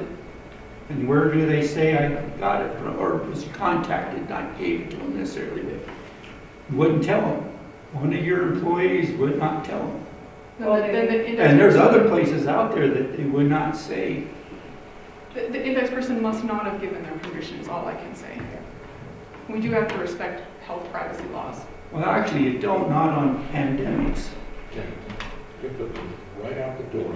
And so you can't try to control this. This is where In I'm. different situations, yes, with law enforcement, first responders, but not to the general public.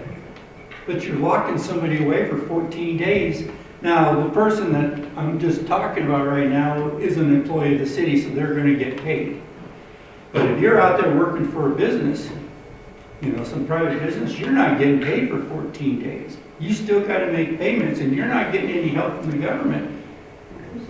You're being hurt by that, and you have no chance to even respond to say, I didn't have it. And I'm glad that you said that if they say they didn't, you really look highly upon that statement. I'm glad to hear that from there.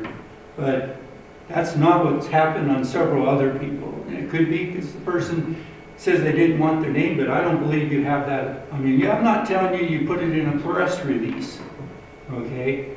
I'm not going there, but the person that you're telling you have to stay in for 14 days should be told the name. Should not be kept secret, because I don't believe that's a HIPAA right of theirs. That's a pandemic. You have to know, because you're losing, this person isn't losing money, but if you're working for a private business, you're losing 14 days of salary. We absolutely understand that, Mike. Absolutely understand that. And we will make sure we've got a lot of new contact tracers, and we will go through the process. So thank you for bringing that up to make sure that they don't skip over that question. But absolutely, when we do contact tracing, we've had to really decrease the amount of time with the contacts because we're overwhelmed. So we've really condensed how we talk to the contacts, but we always say the name, hey, you were whatever, in a restaurant sitting across the street from so-and-so. And I always give the definition of what a close contact is, and then I ask them, do you feel like you fall within that criteria? And sometimes they say yes, sometimes they say no. And like Megan said, that's what we take. So, Now, let me have one more question Okay. pop in here. You just said earlier, and I said we'll discuss it later because it was on the item, arrests, you're gonna arrest people for arrest warrants or whatever. And again, I have no problem on isolations. If an order was given and that person does not want to follow that order, I don't have a problem you arresting them, putting them, or do whatever you do with them, okay? For isolation, do you do the same thing for quarantine? If the person says, I'm not going to quarantine, we can. and that's where I would have a big problem.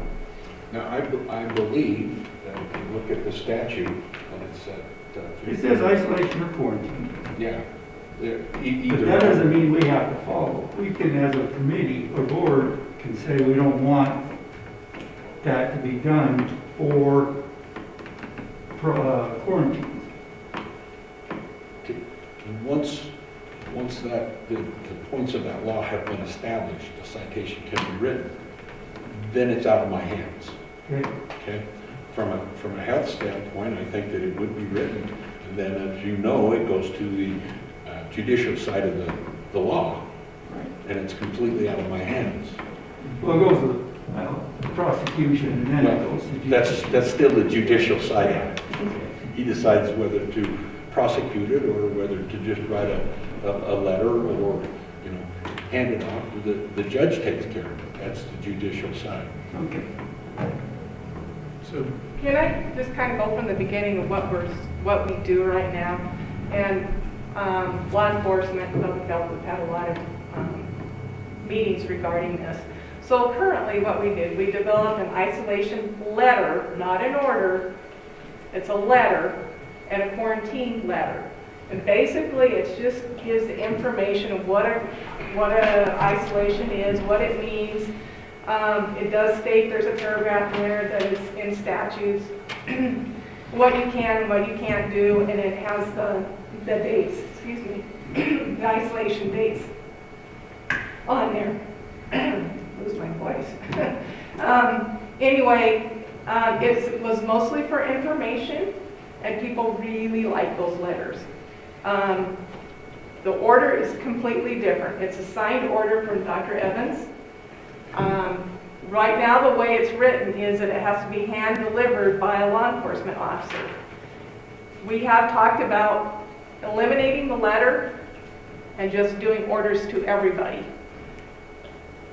I don't know how your officers could do that, to give it to everybody, but there might be another way that we can do it that falls within the law, that it doesn't have to be a law enforcement officer that gives it to them. I don't know, Paul. But, so that's been mentioned, it's just do strictly orders and not the letters. Quarantine is really important. We don't want people who've been exposed out potentially exposing other people. So and I completely understand the quarantine, which is why it all goes back to wear your mask, social distancing, and hand washing, so we don't get to that situation. But I don't know what you're saying, if you think that we shouldn't have people quarantine at all. Well, maybe you should get us numbers on how many people has contacted the virus in Beaverhead County from after being quarantined. You want us to look Within at 14 500 and days. some cases to Within 14 days. research all that? And You think it just happens? a little comment on my question here is that, and we discussed this a week ago on the difference between the isolation and quarantine. The numbers that are reported currently by the state and by local people are isolation. That's a gimme. The question that you need to ask yourself is how many quarantine are there out there because those are the close contact people that are waiting for orders. So the governor at one point in time has used the number 4. I think it's much higher than that. And it depends on the demographics of the person that you're dealing with, you know. Sometimes we have contact with 1 or 2 people a day, and sometimes we have contact with 5 or 6 people a day. So you have to come up with an even number, and I mean, between 4 and 6, let's call it that, just for simplicity.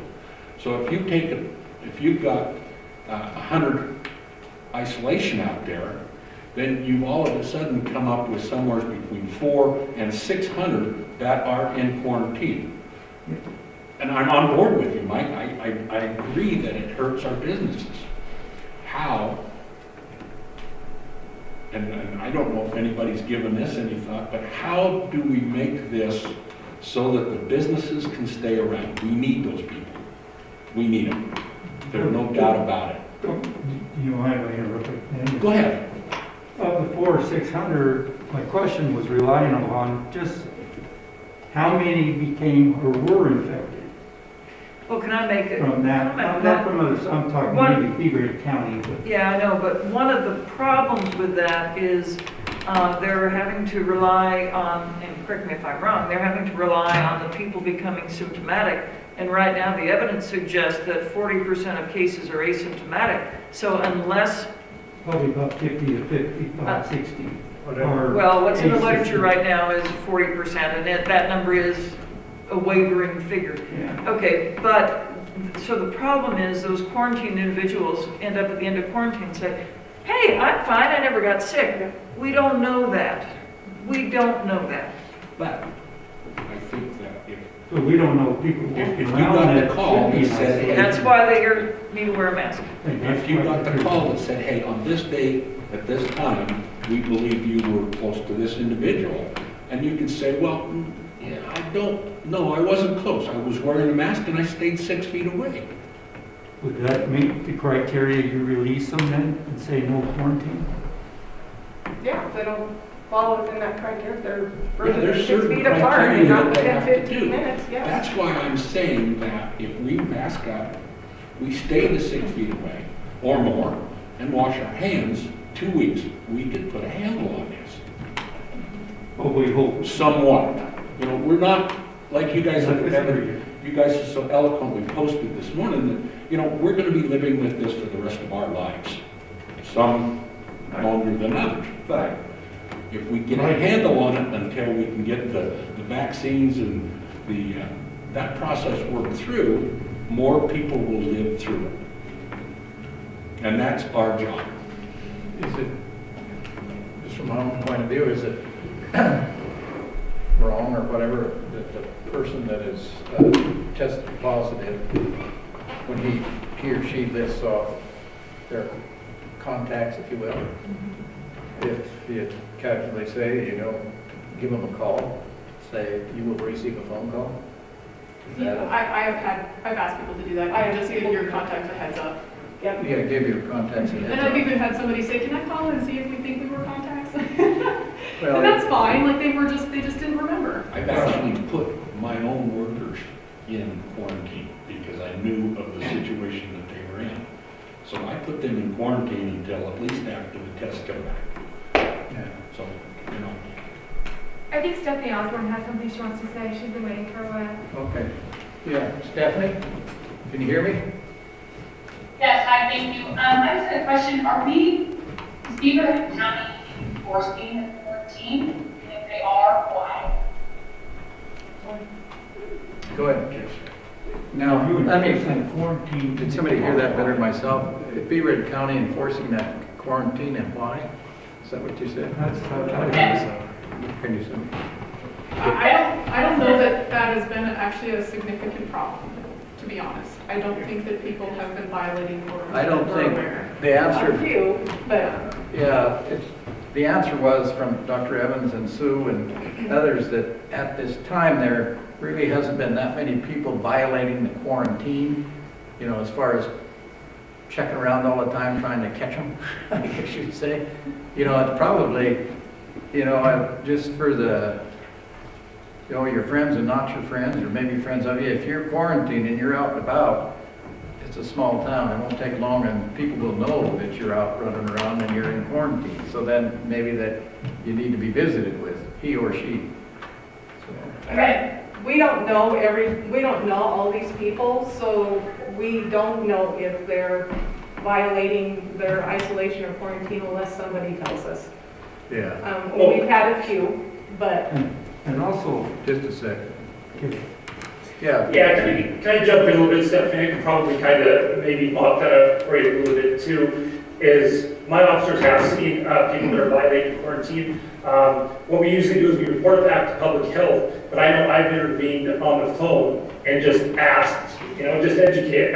We can't go, you know, we're not going to grab them, or we're not being, you know, thugs or manhandling or pushy by any means. We just kind of called and reminded that, you know, it would be in their best interest as well as the community. So, but that's very few and far between. I will have to say that most people are abiding by those quarantine rules pretty well.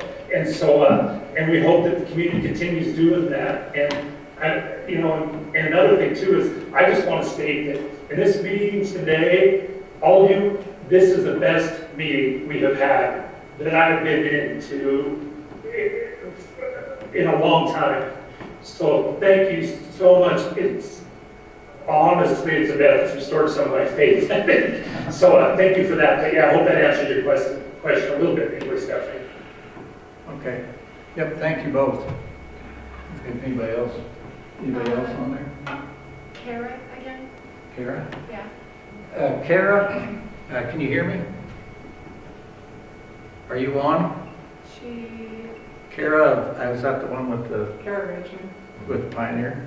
No, she's with Public. no, it's Oh, Kara Richmond with Public Health? She can speak now. She's unmuted. Go ahead, you're off. Go ahead and talk. Sounds like she's on now. I think she's trying to speak, but something's going on with her. Or whatever she's calling it. She's trying to speak, but something's wrong with her microphone or something. But we'll come back if she persists. Yeah. Okay. but the other argument also on why people should know out there in public who's infected has to do, maybe, let's just say, Tom caught it. Okay. I did. And you did not give my name. Shared it with my wife too. And you did not give my name. Okay. And maybe I know I was around you meeting that criteria. Should I not then be quarantined? I wouldn't be, because you wouldn't remember that you was around. You and I might not, you're going off of a memory. And truthfully, the older I get, the more I know. I don't remember 2 days or 3 days ago, or I mean, up to 5 days, who was I around at that time? Because it might take anywhere from 2 to 5 days before. So that's the best reason for both individuals to have masks. Yeah, exactly. Different subject, we're still talking quarantine here, but. Well, we have had that happen too, where people have called and said, I know they didn't list me, but I know I'm a contact, and that is But they have to know the name of who. Most people are sharing their name. I mean, it don't take long in a small town. Our phone just rang. Yeah. Go ahead. Sue, you mentioned that there had been a change in criteria Yes. for close contact. Yep. And when did that change happen? A month ago? Yeah, How long? about a month ago. Okay. Was there a memo sent to Paul on that I must change? have missed it if there was. What's that? I says if there was a memo sent to me, I must have missed it if there was. What it changed from is it's no longer just like 15 minutes total, because before we would say, okay, then you can sit and talk for 14 minutes and then stop for 14 minutes again, but now it's, if you have, say, 15 one-minute encounters within 6 feet in a 24-hour period. So it makes it so more, people have more contacts. I have to say that that would have been really, really good information for me to have. And I say that because of the way that the office downstairs runs, with officers coming in and saying, give me a 28 on this, and getting it turned around and walking out.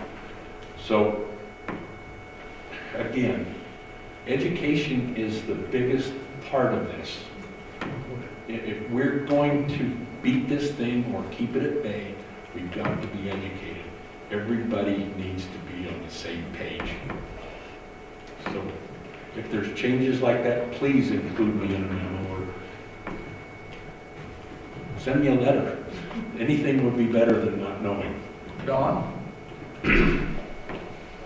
I think maybe I'm to blame for that, Paul. I should have told you, because I didn't get a message that I'm aware of. However, I did look up the CDC and the WHO stuff, and so I kept up with that. And so, I'm pretty straight with my guys too on that. So maybe that's my fault for not sharing that with. And then there kind of out of it, so. Karen's back. Sorry. Okay, is that done? Kara's gonna try again. Kara? Can you hear me, Kara? Kara's back, but she's not She's back. unmuted. Something's just You wrong. gotta unmute your mic. She's got technical difficulties. It's not working, but Jim Dolan would like to speak also. Jim Dolan, go ahead. Jim Dolan? There we go. It's just taking a second. There we go. So a couple things. The letter that Public Health sent me says, and I quote, this is dated, November 20th, 2020. It says, a close contact is someone who is within 6 feet of a case for at least 15 minutes. Okay? So that could have been one person at any time during the 24-hour period on November 12th. That really helps me. It's extremely helpful when I can't narrow that down. And your hiding behind HIPAA is garbage. Sooner or later, you're going to get sued. If it isn't me, it'll be somebody else. Thank you. Kind of got it out who it was. Well, if somebody can show me in writing that says we can give the names out to the public, we'd be happy to do that. But right now, we have to go by what we do with all our other diseases, and we can't give out names. I don't know what you guys want me to say. We're just, show me the law that says we can do that. So I think Sue, the name of the original case is important because that would help me narrow down who it was that was around. We're talking about a pandemic here. We're not talking about something casual. This is serious business. I'm angry as hell. I can tell. Go ahead, Russ. This is for Dr. Evans. I'm sorry, I'm a Facebook junkie. Home tests. All these other tests, where do those numbers come into play? And I'll be honest, right now in this town, I know of half a dozen folks that are positive. On home And they tests? do daily activities. And I'm sure there's others because of this uproar in personal beliefs. But where do the home numbers of these home tests come into play? And is there a big, huge congregation? There's always been talk of your permanent address, and that's where your number is reflected. And is that true?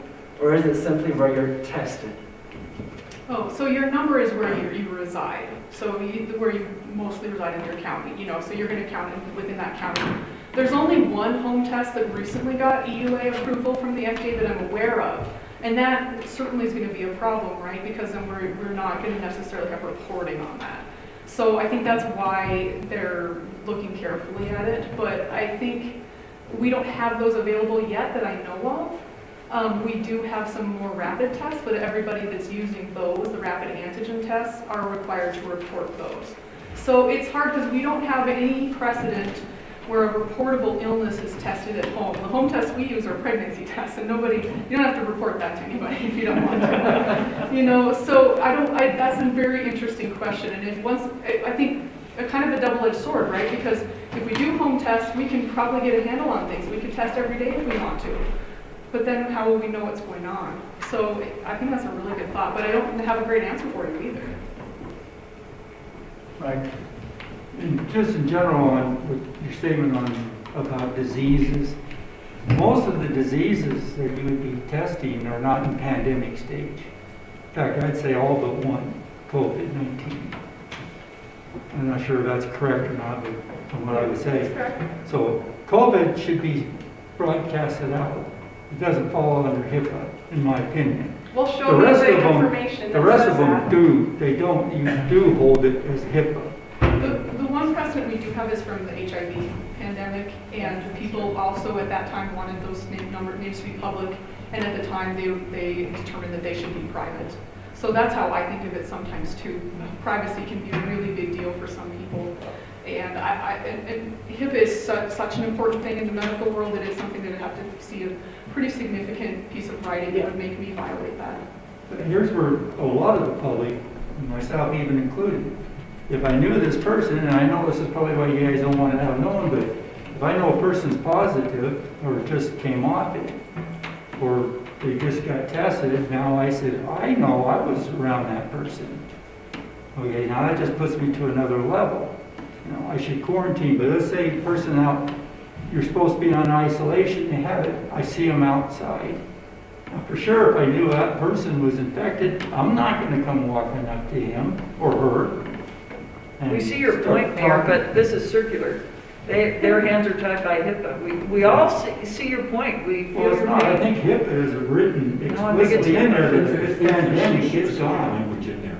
I'll have to look at it, but I think Yeah, there's well, some specific language. I think that- Find the language. I think that would be beneficial to HIPAA was for them. originally created to keep the medical industry and the insurance industry from becoming at odds. That's why they limited that.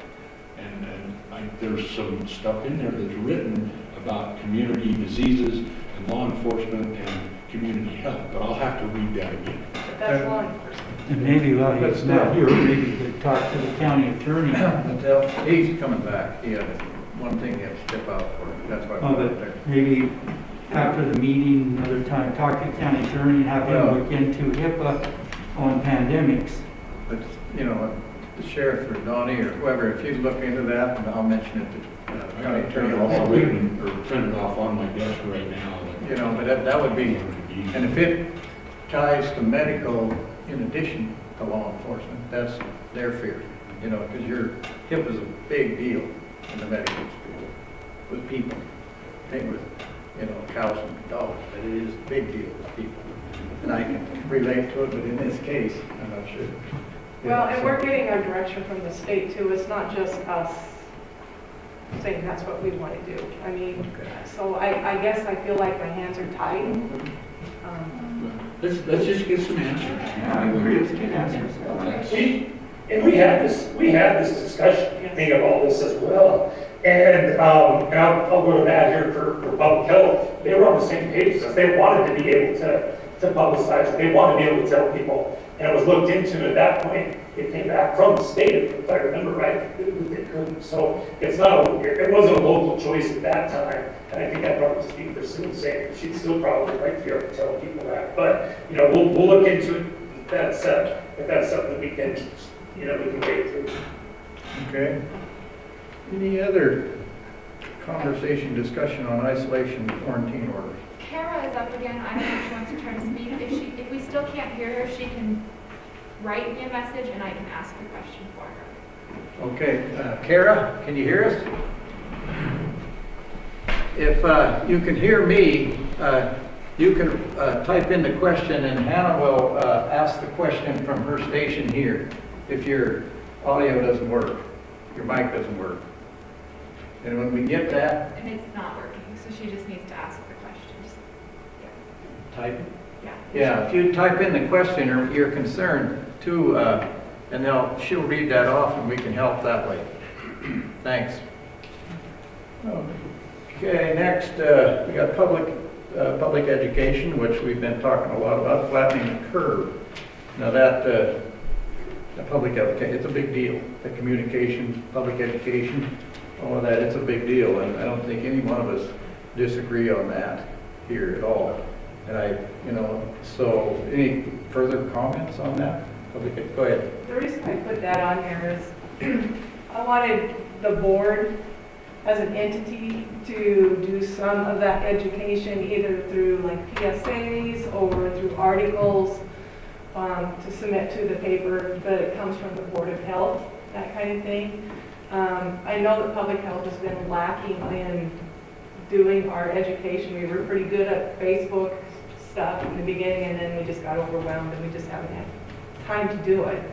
But it's extremely important, as Paul said. And I guess I was kind of hoping to maybe get some discussion on things we can do. I know I talked about this like months ago, about doing some kind of a public education campaign. But I would love to see that happen and pull in different groups and entities as well. Yeah.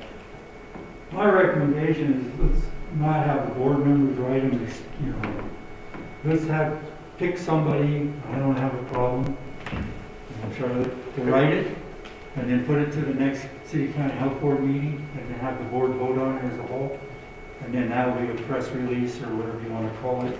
I think it would, I'm not Or adverse, somebody else. I'm not adverse to working on that with whomever, but I think this is something that we need to get out in the next week. Yes, Yeah. I'm not against another week So I or two will to be have another willing meeting. to work with anyone else that wants to volunteer just to brainstorm what we could do. My immediate thoughts are we should do something, if it's not on Southwest Montana News, we should put it on that because that hits the Facebook group.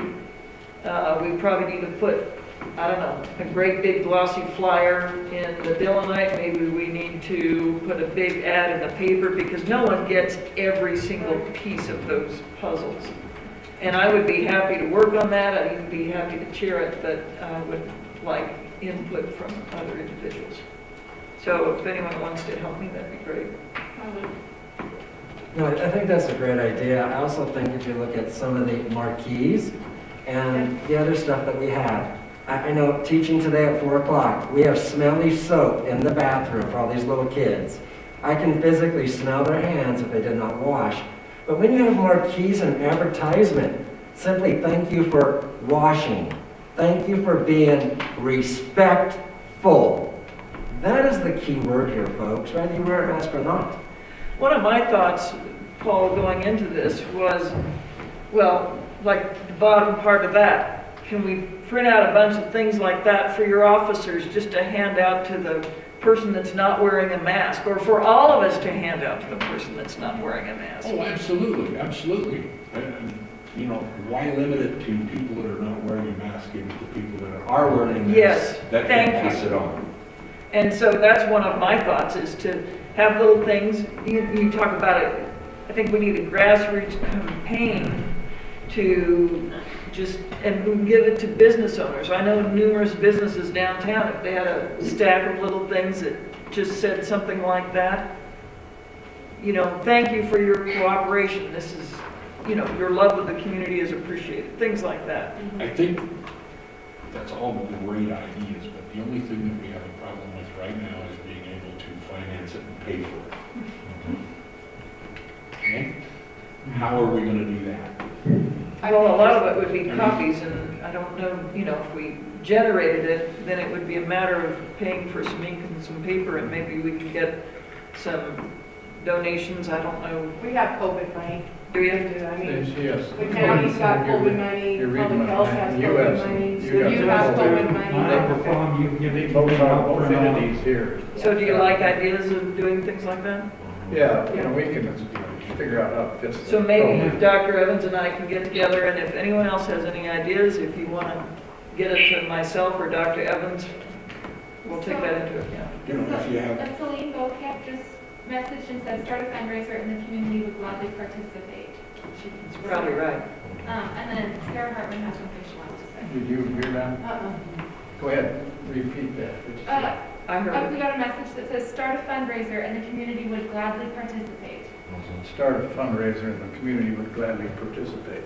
That's admirable, but like I said, we have some COVID dollars And that I we do received, and he has city, some, because I told person. which is, well, a city in the county. Yeah. But anyway, that's what the purpose of it. So I think that would be good. That'd be a Be good, more than welcome to do some PSAs on the radio. Yeah, I think that's that really type good. of thing, but even if those, Yeah, I'm sure the radio would go along with that. yeah, and with those, how they're worded, they're friendly like that, they would announce this on the radio. That statement, it don't take very long, heck, you can probably 10 seconds as an ad. You know, that's, you know, that would work well as a PSA. Okay. Agreed. And then. Can I add in there too? Go ahead. One thing too, and I'm gonna bring out this because it's a sore subject, but I think it needs to be talked about, is that I think if we're going to do this, we have to kind of show that we're also willing to do it as well. And, you know, I'm not in a position to point fingers or anything like that, but I think as people that are in community leadership roles, even if they don't believe that a mask mandate is, or mask work or whatever, if we could get buy-in for those just, you know, 2 weeks to see, 2 weeks to test, something like that, just so we can get some buy-in there, because, you know, there's a lot of people that feel that masks are infringing on their rights. And I'm not saying that they're wrong or they're right, or I'm not taking a position on that. I'm just saying if we're going to do this, we need to have buy-in from the higher-ups as well. Agreed. I like your concept of, you know, give us 2 weeks. Because it'd be interesting to just see what happens in 2 weeks. And then if we had numbers, one of my other ideas was to start a survey, kind of, you know, get a survey going, and are you following this, are you doing that, you know, just to try to, again, increase awareness. And then if we could buy that 2 weeks, see if, like the thing in Kansas, see if it's made a difference. Well, and Facebook is a very, very strong marketing tool. Those of you that watched it last week, I believe it was last week, there was an individual that decided to do Thanksgiving boxes, and within 4 hours they had double what they wanted to start with, and they still got donations for it again. So it would be. I think as much as more than donations, we need ambassadors. Yeah, it's true. Ambassadors. And you say we Sarah, have. are we waiting to speak? Sarah? Yeah. Sarah, or can you hear me? Yeah. Yep. Okay, you can speak. Okay.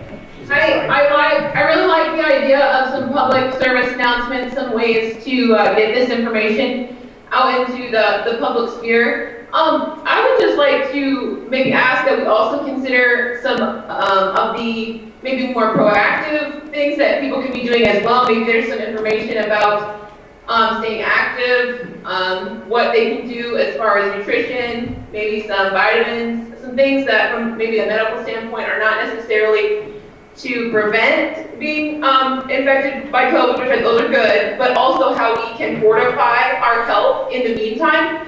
I'm just concerned that after 8 or 9 months, you know, people have been told to stay home, and a lot of us have just been sitting in front of our TVs, not doing a whole lot. And so maybe if we can promote some of our local trails or the hospital path or some of those ways to be active while still following those protocols, I would just love to see some of those types of things included in this information as well. Thank you. Okay, and then the school district has a question regarding masks as well, so Okay, then. Joel can unmute. Sure. Probably Randy. The school district, Randy? Yeah, go ahead. Go ahead, Joel, or whoever. Is this our question, or are we on the agenda? No, this Budget. Well, how are we? Yeah, go for it. Go ahead and give us the school update. Okay, let me start and then, all right, school update. First of all, we have some really positive news. We are open and we're providing in-person instruction 5 days a week. I mentioned that earlier. We're very happy and proud about that. Our case count, we've had a total of 8. We've had a total of 8 people positive in our school, 7 youth and 1 staff member. That may change here in the next couple of days. I'll talk about that in a minute with Sue. But we're very proud of that fact and happy that we've been able to stay open. 9, sorry, we've had 9 positive cases at this point. And a couple of those cases were kids, one was a student that was remote learning and one was a student that is homeschooled, so they're technically not even on our case load. I want to say that we as a district, we want to be responsible and, we want to help protect the community, all the things that have been talked about, but we want to stay open for a multitude of reasons. It's what's best for our kids, and so I've stated that enough at these meetings. You guys have all been very supportive of that, so I won't go into that too much, but for a multitude of reasons, we want to stay open if at all possible. If we have to close for, public health reasons, then that's what we'll do. This is with all due respect, Megan and Sue, what I'm about to say, and I mean that with all due respect. These ladies need more help. One of the problems that I see is we're getting our information too late in a lot of cases. This is not a criticism of county health in any way, shape, or form. I am hearing sometimes from my parents, I'm just hearing from a multitude of other people sometimes before I hear from county health. And I know that is not it's not a criticism of them in any way, shape, or form. I think if you, Tom, if county commissioners, we talk about extra COVID funds, I think they need to hire more people to help with what they're doing.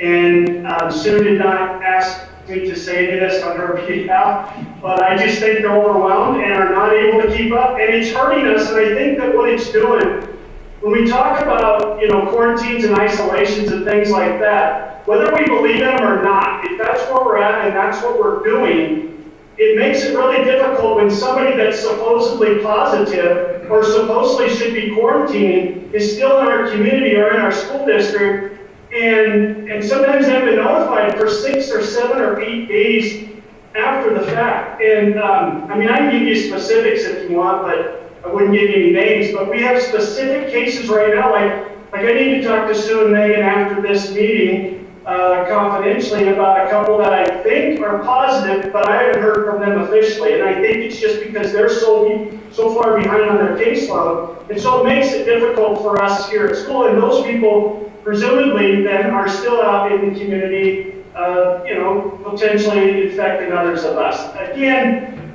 that's depending on how what you believe or whatever.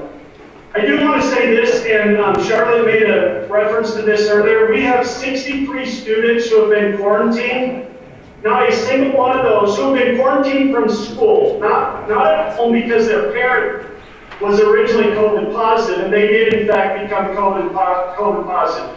But we have 63 students who have been considered close contacts here at school. Not one of them has become COVID positive that we're aware of. And I understand what you said, Charlotte, and I understand what Dr. Evans and Sue say, that maybe some of those folks, were asymptomatic, whatever. But it makes it really hard for us, for those kids to be out of school for the amount of time that they're out, and then missing out on education and a whole array of other services and supports and opportunities. But just throwing that out there, that 63 kids, not one of them that we are aware of has become COVID positive. Again, those are not kids in homes with other COVID positive siblings or parents.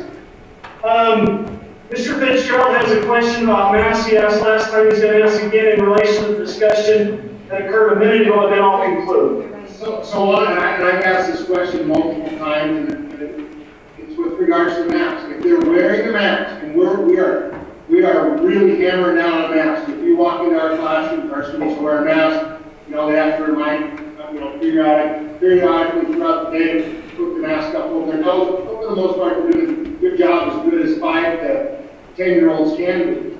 But my question is, if they're wearing masks, if everybody's wearing a mask, shouldn't that, have an effect on the number of students in your close contacts? Because I know in some communities throughout our state, and again, I think that's that consistency you want. In some communities, if they're wearing their masks, they're not considered close contacts, which would then, make it a little easier on our county health department in terms of the number of contact tracers. So wear a mask, everybody wears a mask, but there's really, if I wear a mask and I'm sitting next to someone and still close contact. So I think that's something I would love to have the answer. And I realize that they'll say, well, the science isn't exactly clear on it, but we're saying it is.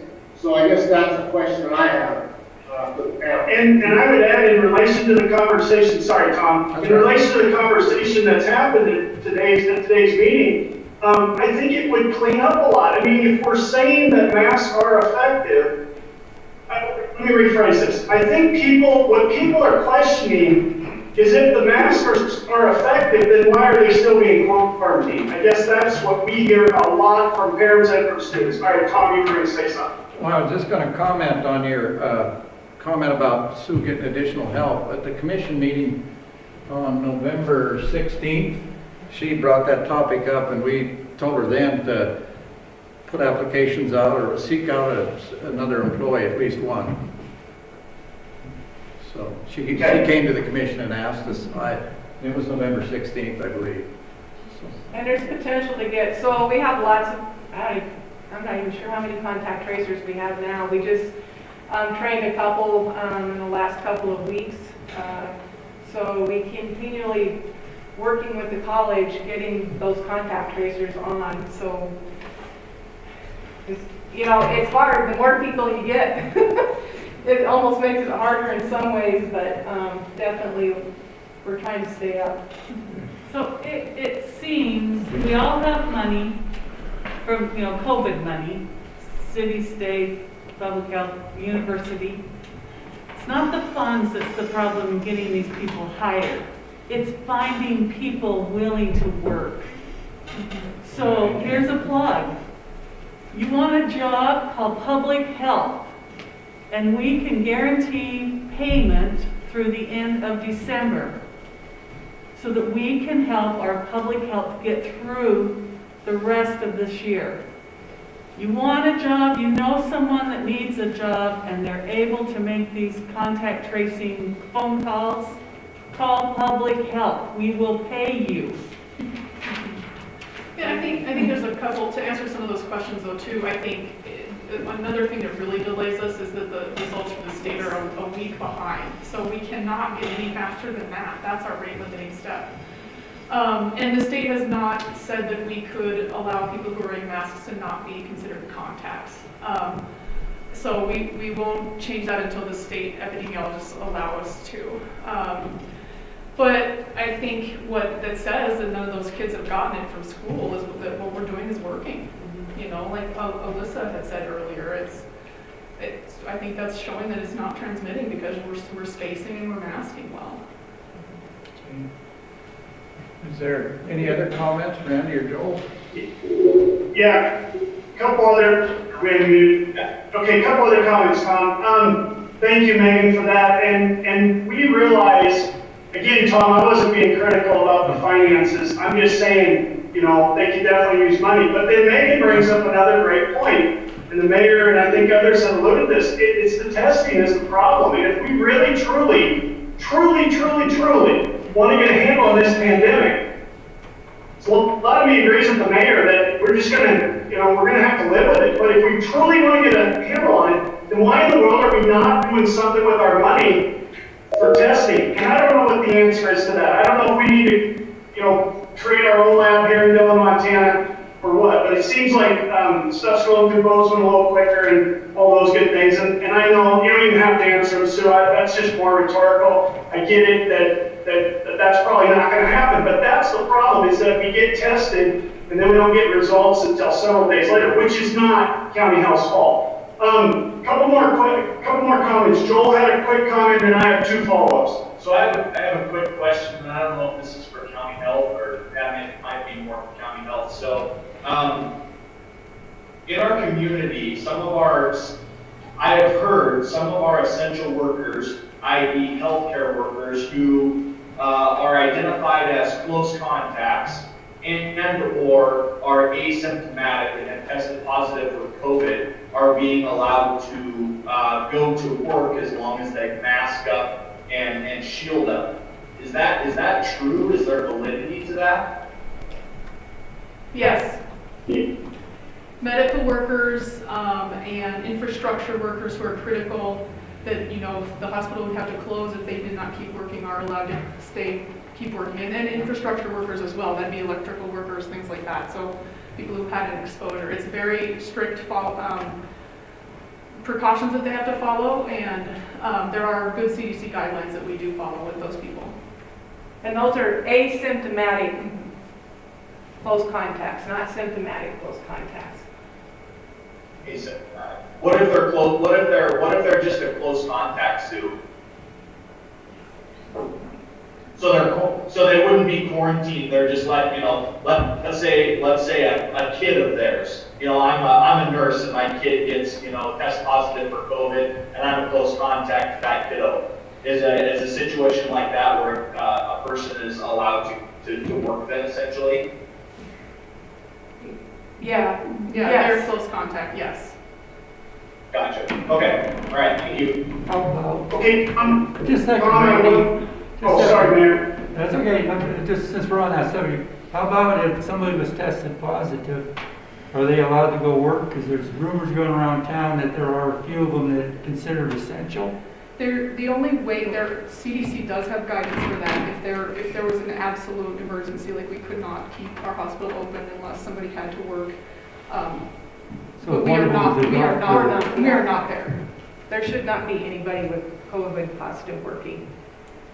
Okay, thank you. Sorry. Okay, I have 2 more comments, and then I'll answer any questions you have, Tom. But one, I just want to say the elementary district is, again, working extremely hard to stay open for our kids and for our parents, for our community. We are being responsible, and we are working hard. My staff is doing an incredible job along with the students on making sure we're following all our safety protocols. And like Dr. Evans just said, it is working. We do want to lead in the community. We're doing everything we can to lead in the community, but we have our own set of problems here in School District 10 and trying to manage, 100 staff members and almost 700 students. By the way, we've lost 76 students to homeschool that we certainly hope to get back at some point, but that's gonna, we're worried about the budget implications of that as well. That represents almost $500,000. And we do try to communicate with all our stakeholders. So with that, I would like to have a concluding thank you to some folks, but I'll try to answer any questions, Tom. Is there any questions for our school officials? I have a handful of people waiting to speak, and I don't know if it's. Can you put them on there with me? Yeah. Okay, I've got some on the Zoom, so I'll keep you on and we'll get them to ask questions. Maybe they're directed to you. Okay. Go ahead. Kara, again, she thinks she has her mic working, so. This is Kara again. Maybe she's fixed her mic problems. Can you hear me, Kara? Kara? She is not fixed her Maybe mic. not. Okay, and then the hospital. Who was at the hospital? Carol Kennedy. Carol, yep. Carol Kennedy? She needs to unmute. Carol, you're on. I just want to clarify that any employee who tests positive is not working. We do have folks who are quarantined who were close contacts of a positive case, and they are allowed to work with really strict restrictions and quarantined outside of work. Okay, and that was Carol Kennedy from Beaverhead Hospital. Okay, thanks, Carol. And then Rich Wassel again. Okay, we got Rich Wassel. Remind you got 2 minutes. Can you hear me? Yes, we can, Rich. Go ahead. I'd like to compliment everybody on the tone of the meeting today. It's very helpful. May I backtrack to the public education flattening the curve discussion? I think it would be very helpful to approach John Schuyler and company at the radio stations. And I can't speak for them, but I suspect that they'd be amenable to helping out the community by assisting the leaders of the community with a campaign of brief PSAs and helping out in the production of those so that they could broadcast it. So for instance, we've got 10,000 people in the county roughly We got 10,000 different opinions of various shapes and forms on the virus. How do we get everybody on the same page? I think it would be very helpful if the 3 county commissioners could do those announcements. I think it would be very helpful if the mayor of the city could do that announcement, along with other community leaders, including Mr. Shipman and others. It's kind of the leadership monkey see, monkey do effect. I think if the public saw a unanimity of leadership in the county and the city, that we've all bought into the protocols of keeping our distance, wearing our masks, whether or not it's going to be a 2 or 3 week experiment or just open-ended. I'd argue for open-ended. I think it would be very helpful. Rich, that's a little over 2 minutes, so I got to cut you off, but I thank you. Well, you can penalize me 5 yards. Thanks. I have some comments here that people have been making that they would like me to read to you guys. You hear? Kim Martinell says, I would love if the board would recognize the local businesses that support mask wearing. For example, I was in Town and Country and the store manager was standing there dispensing hand sanitizer and offering masks. I was impressed. She also says maybe the Be the Change 406 Youth Coalition would be willing to do PSAs on your behalf. And then Pat Carrick says to specifically Charlotte and Megan that she'd be willing to help develop some community-facing messages.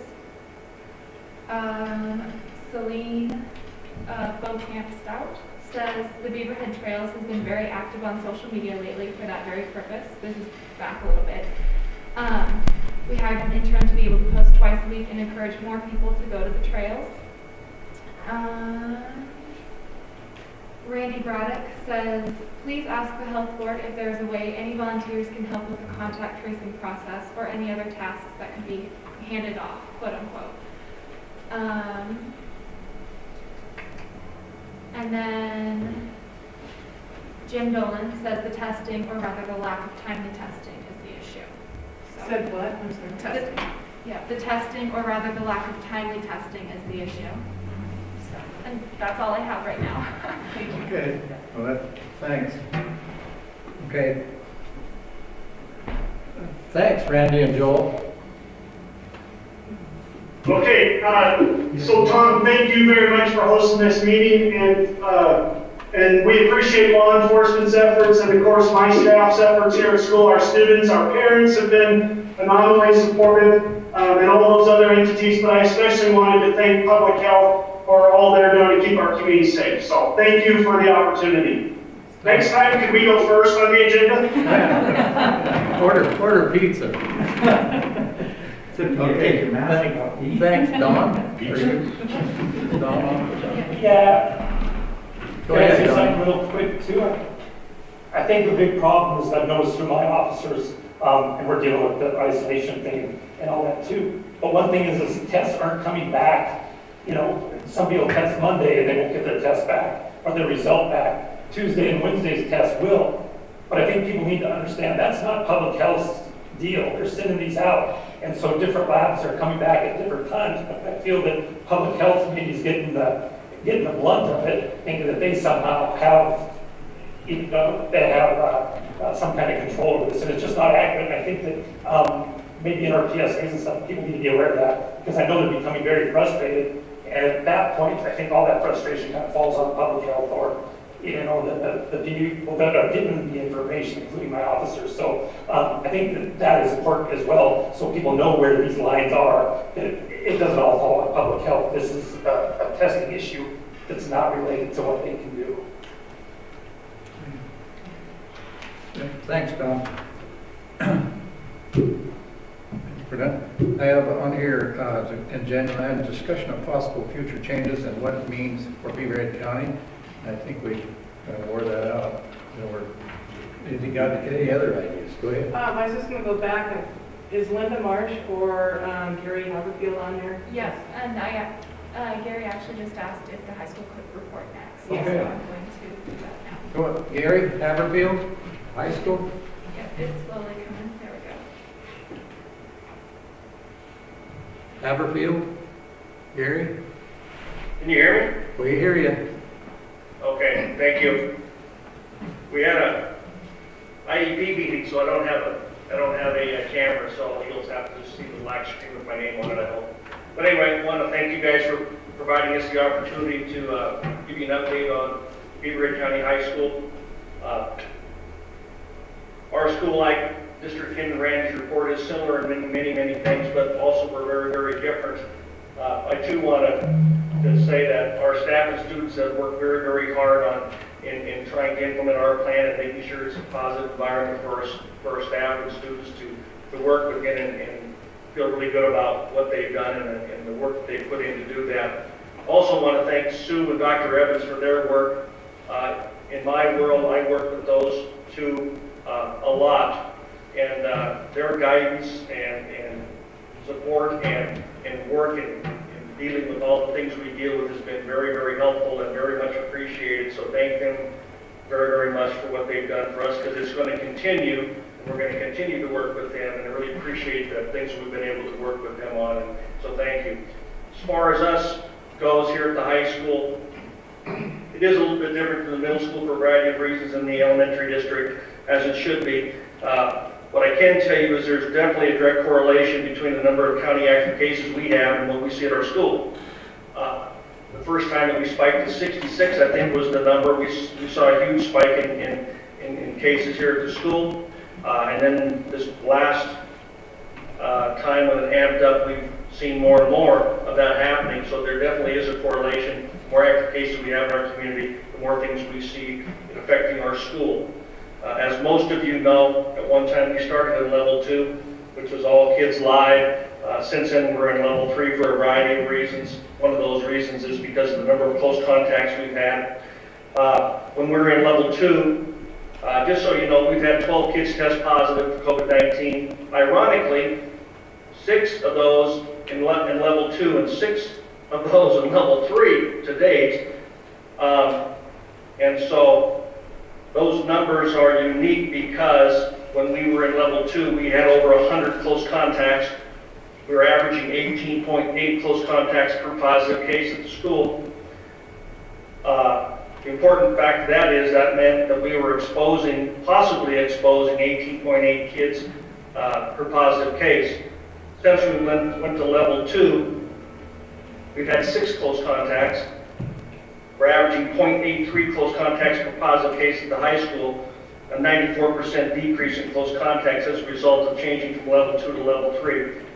Obviously, a lot of varying information about the difference of instruction between level 2 and level 3, but our goal was to eliminate as many close contacts as we could, and I think that's been very successful.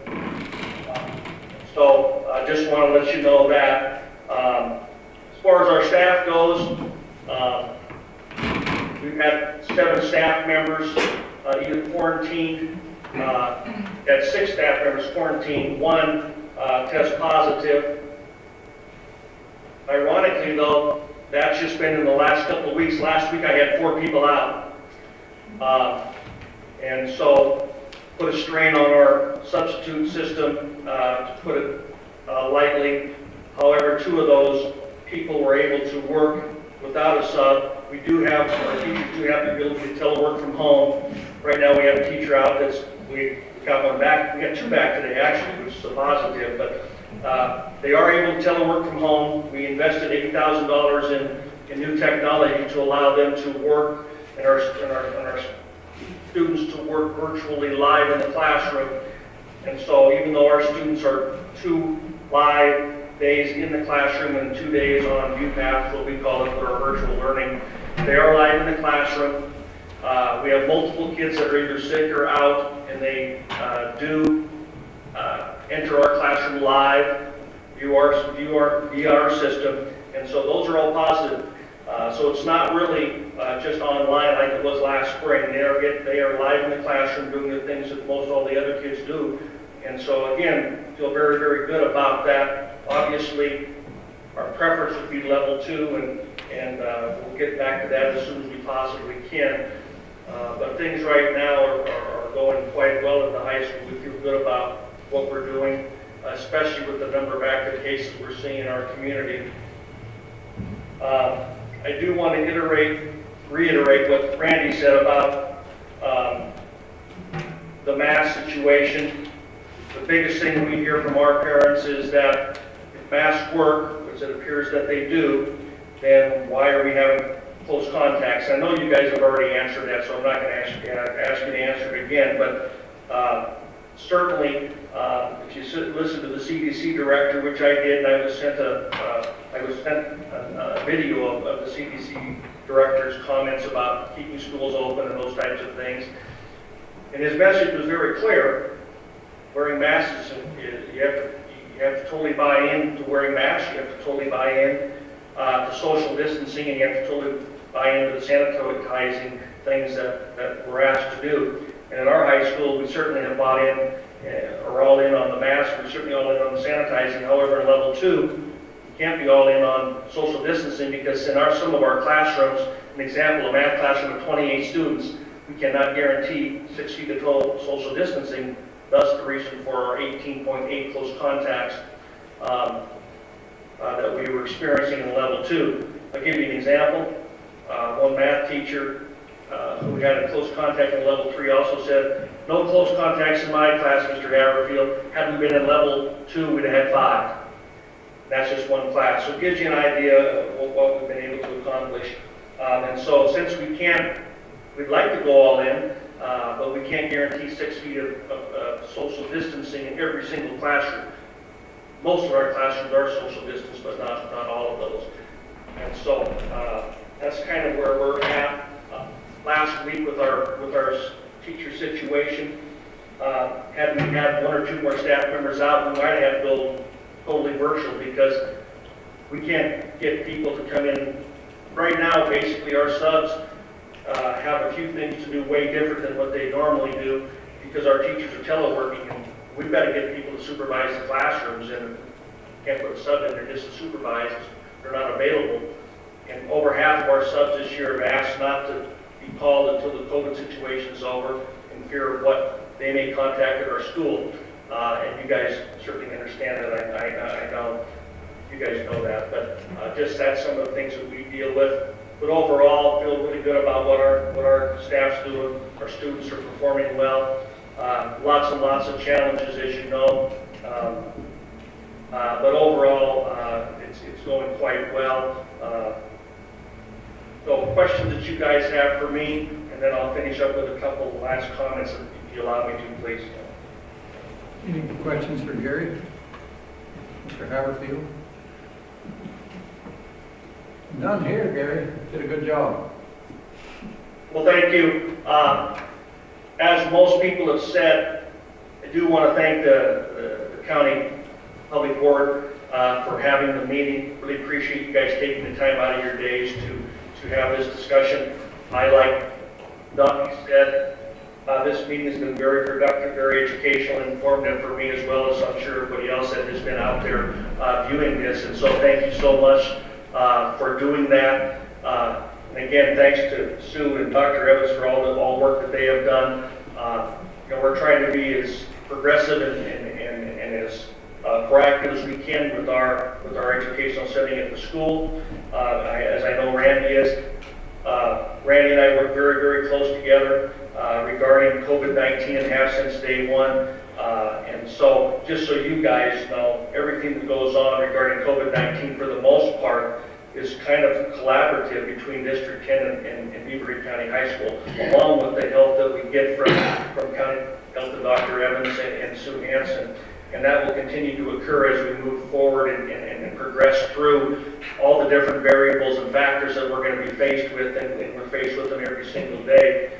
But rest assured, we have positive people, we have professional people, we have educated people, just like you guys have in your boardroom right now, and we'll continue to work hard to make sure this is the best case scenario for our students and for our community.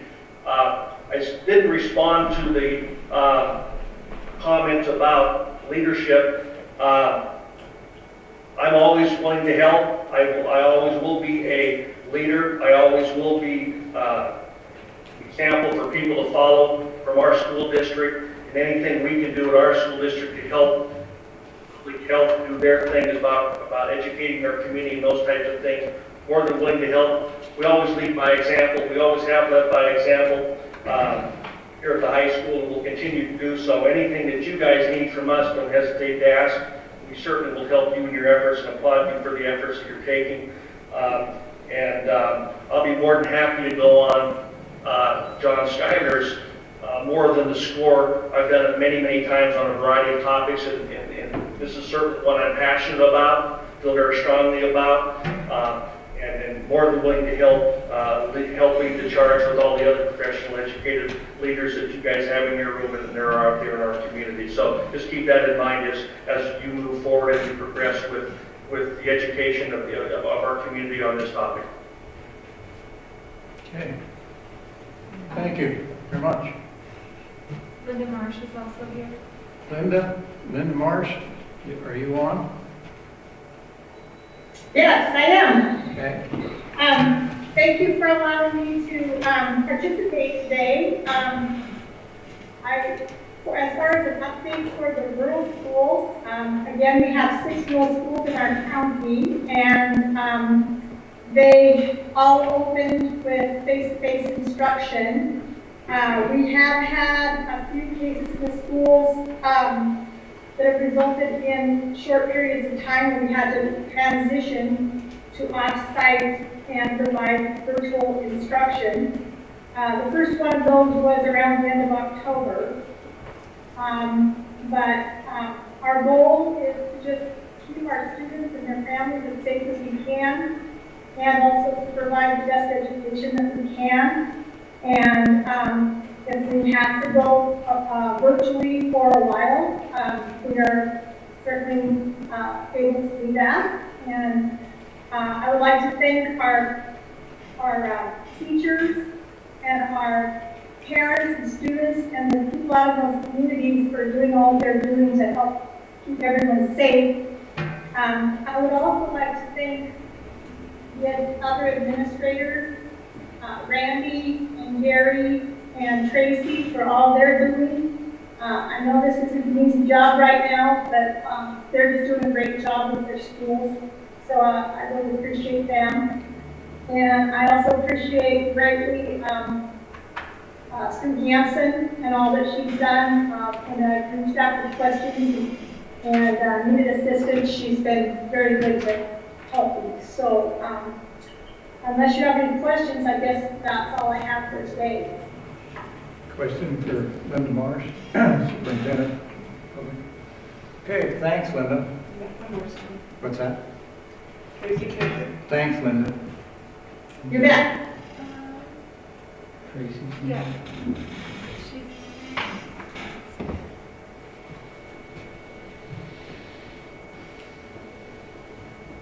The finder. Yeah. 58, 68, 70 people. This must be where it says Clerk Wise River. Lima Marsh and Sue Hansen did such a fabulous job helping the small rural schools to open safely. Our little district has been able to stay open due to this. The teachers did buy in the masks, social distancing, and sterilizing. Kudos, ladies. Catch that? It was who? It says Clerk Wise River. The clerk at the Wise River School. Praise Linda Marsh for her direction. Anybody else on there? No. Okay. Now, moving on here. The next thing is discussion of possible future changes and what it means for Beaverhead County. And we've had a nice conversation so far. Again, I think if he's thinking something that we've overlooked, we'll get back to it.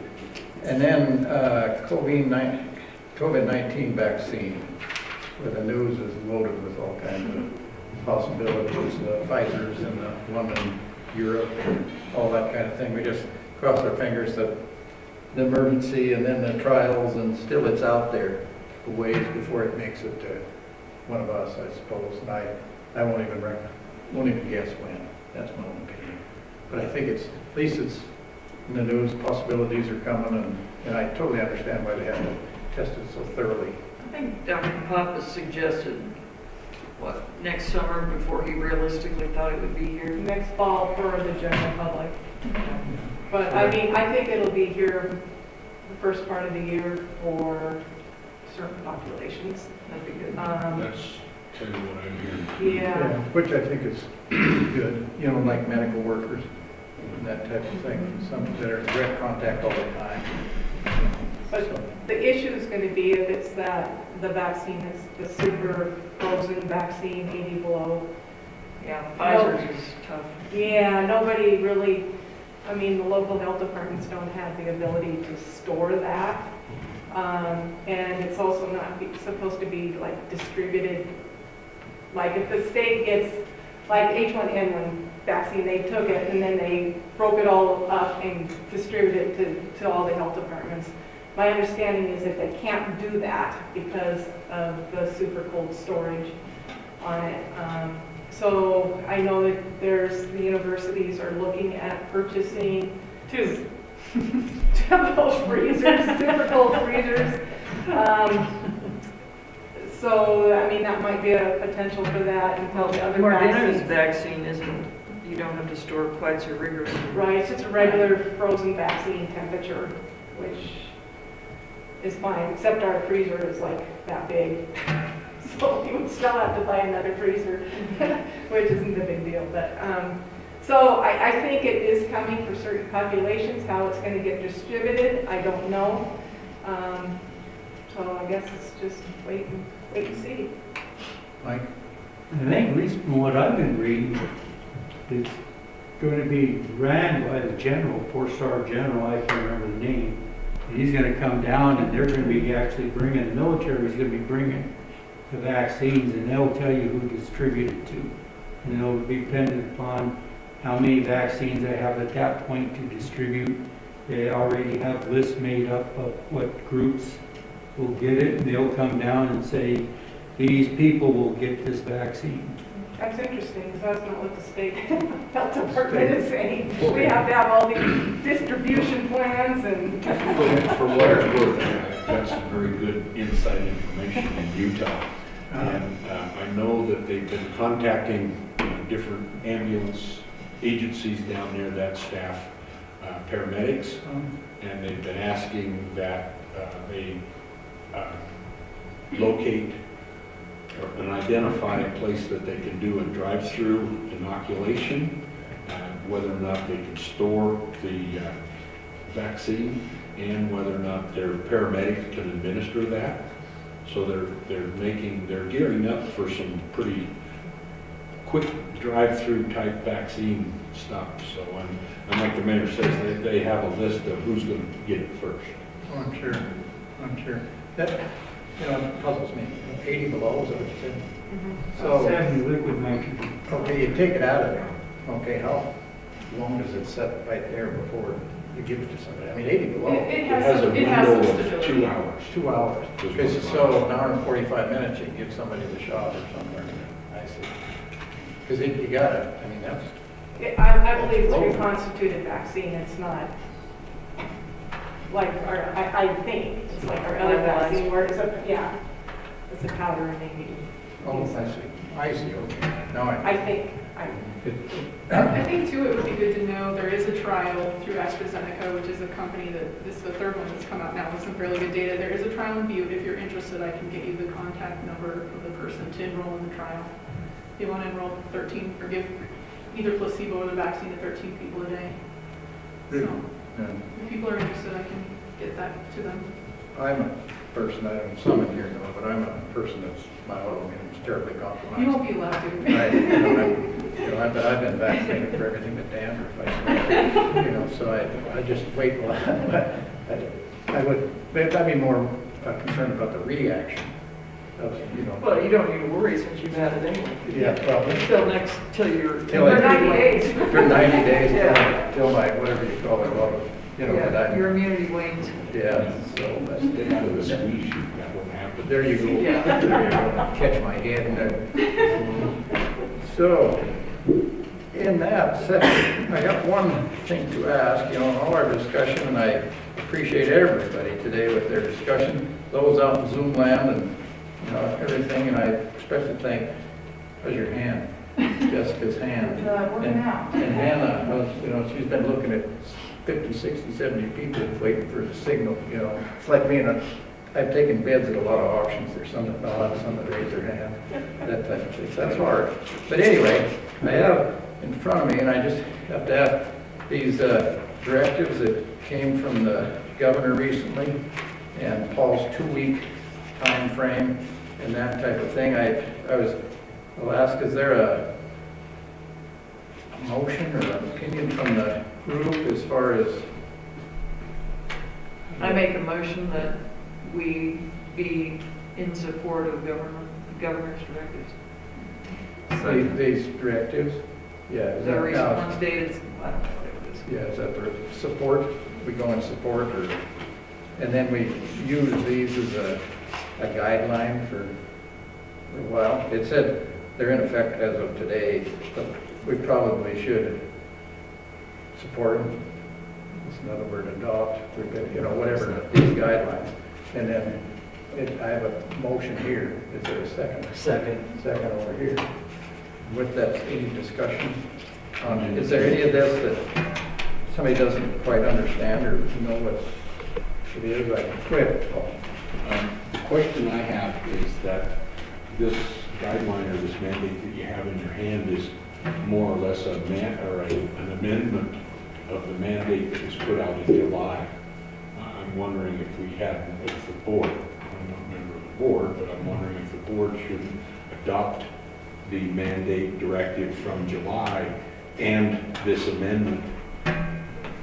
Did we do that back in July? Well, I'm not too sure. I tried to look that up. No, we didn't. I can't recall. I tried to look that up. I got the minutes from all the past meetings, and we never adopted that. Yeah. Okay, So it needs to be done. This is, well, right up here, now, that shows you I've looked at this piece of paper too long.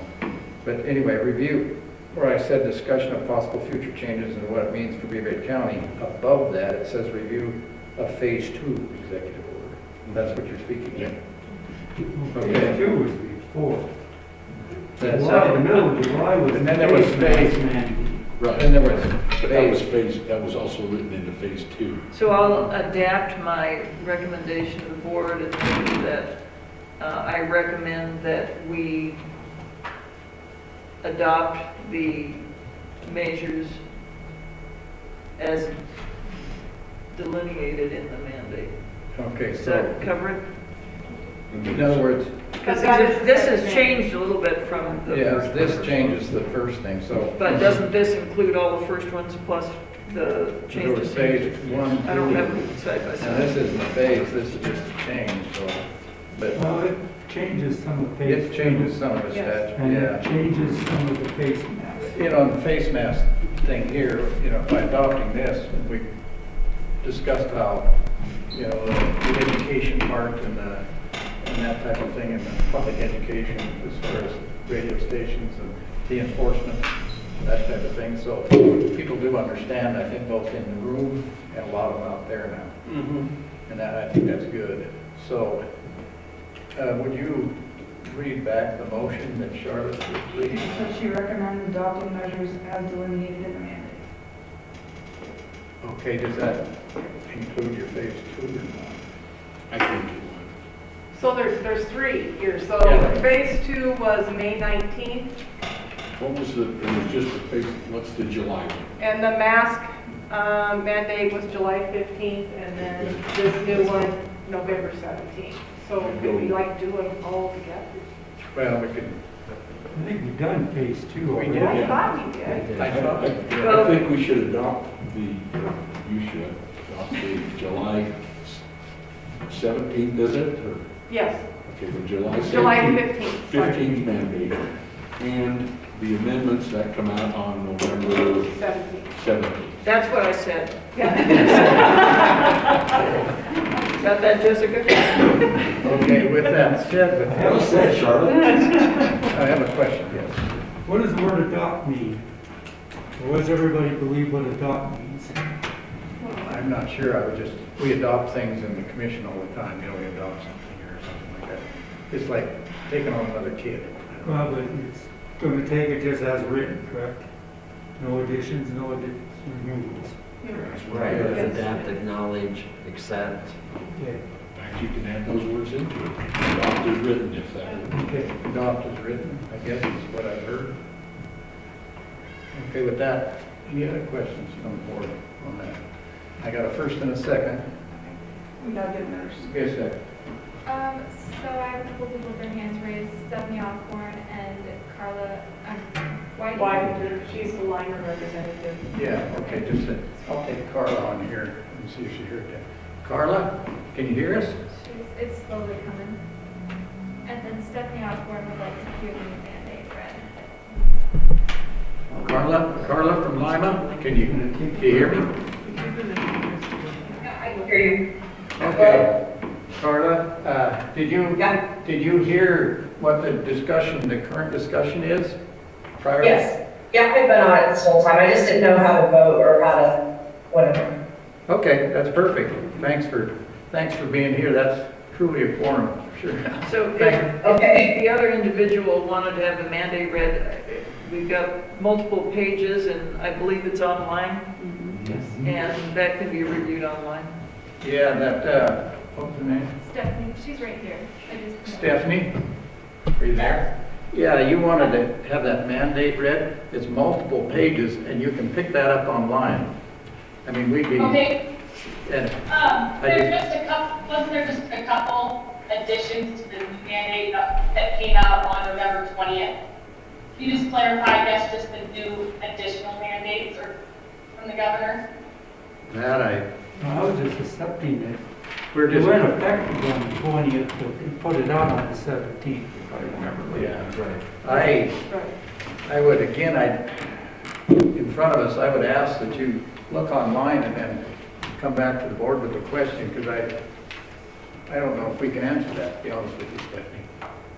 I have numbers shaking heads, but. Well, the motion was just to accept exactly what was written. Yeah, it's just the motion is to accept as written, adopt the mandates. And just to do our homework, we might find out we've already did it, but we've been doing all three. Is it correct? All two. Okay, all three. I get mixed up. Okay, with that, that's it? With that said, I have a motion to adopt these mandates. Do you want a roll call, or can I just go all in favor, say aye? Or? All in favor, say aye. Aye. Aye. Opposed?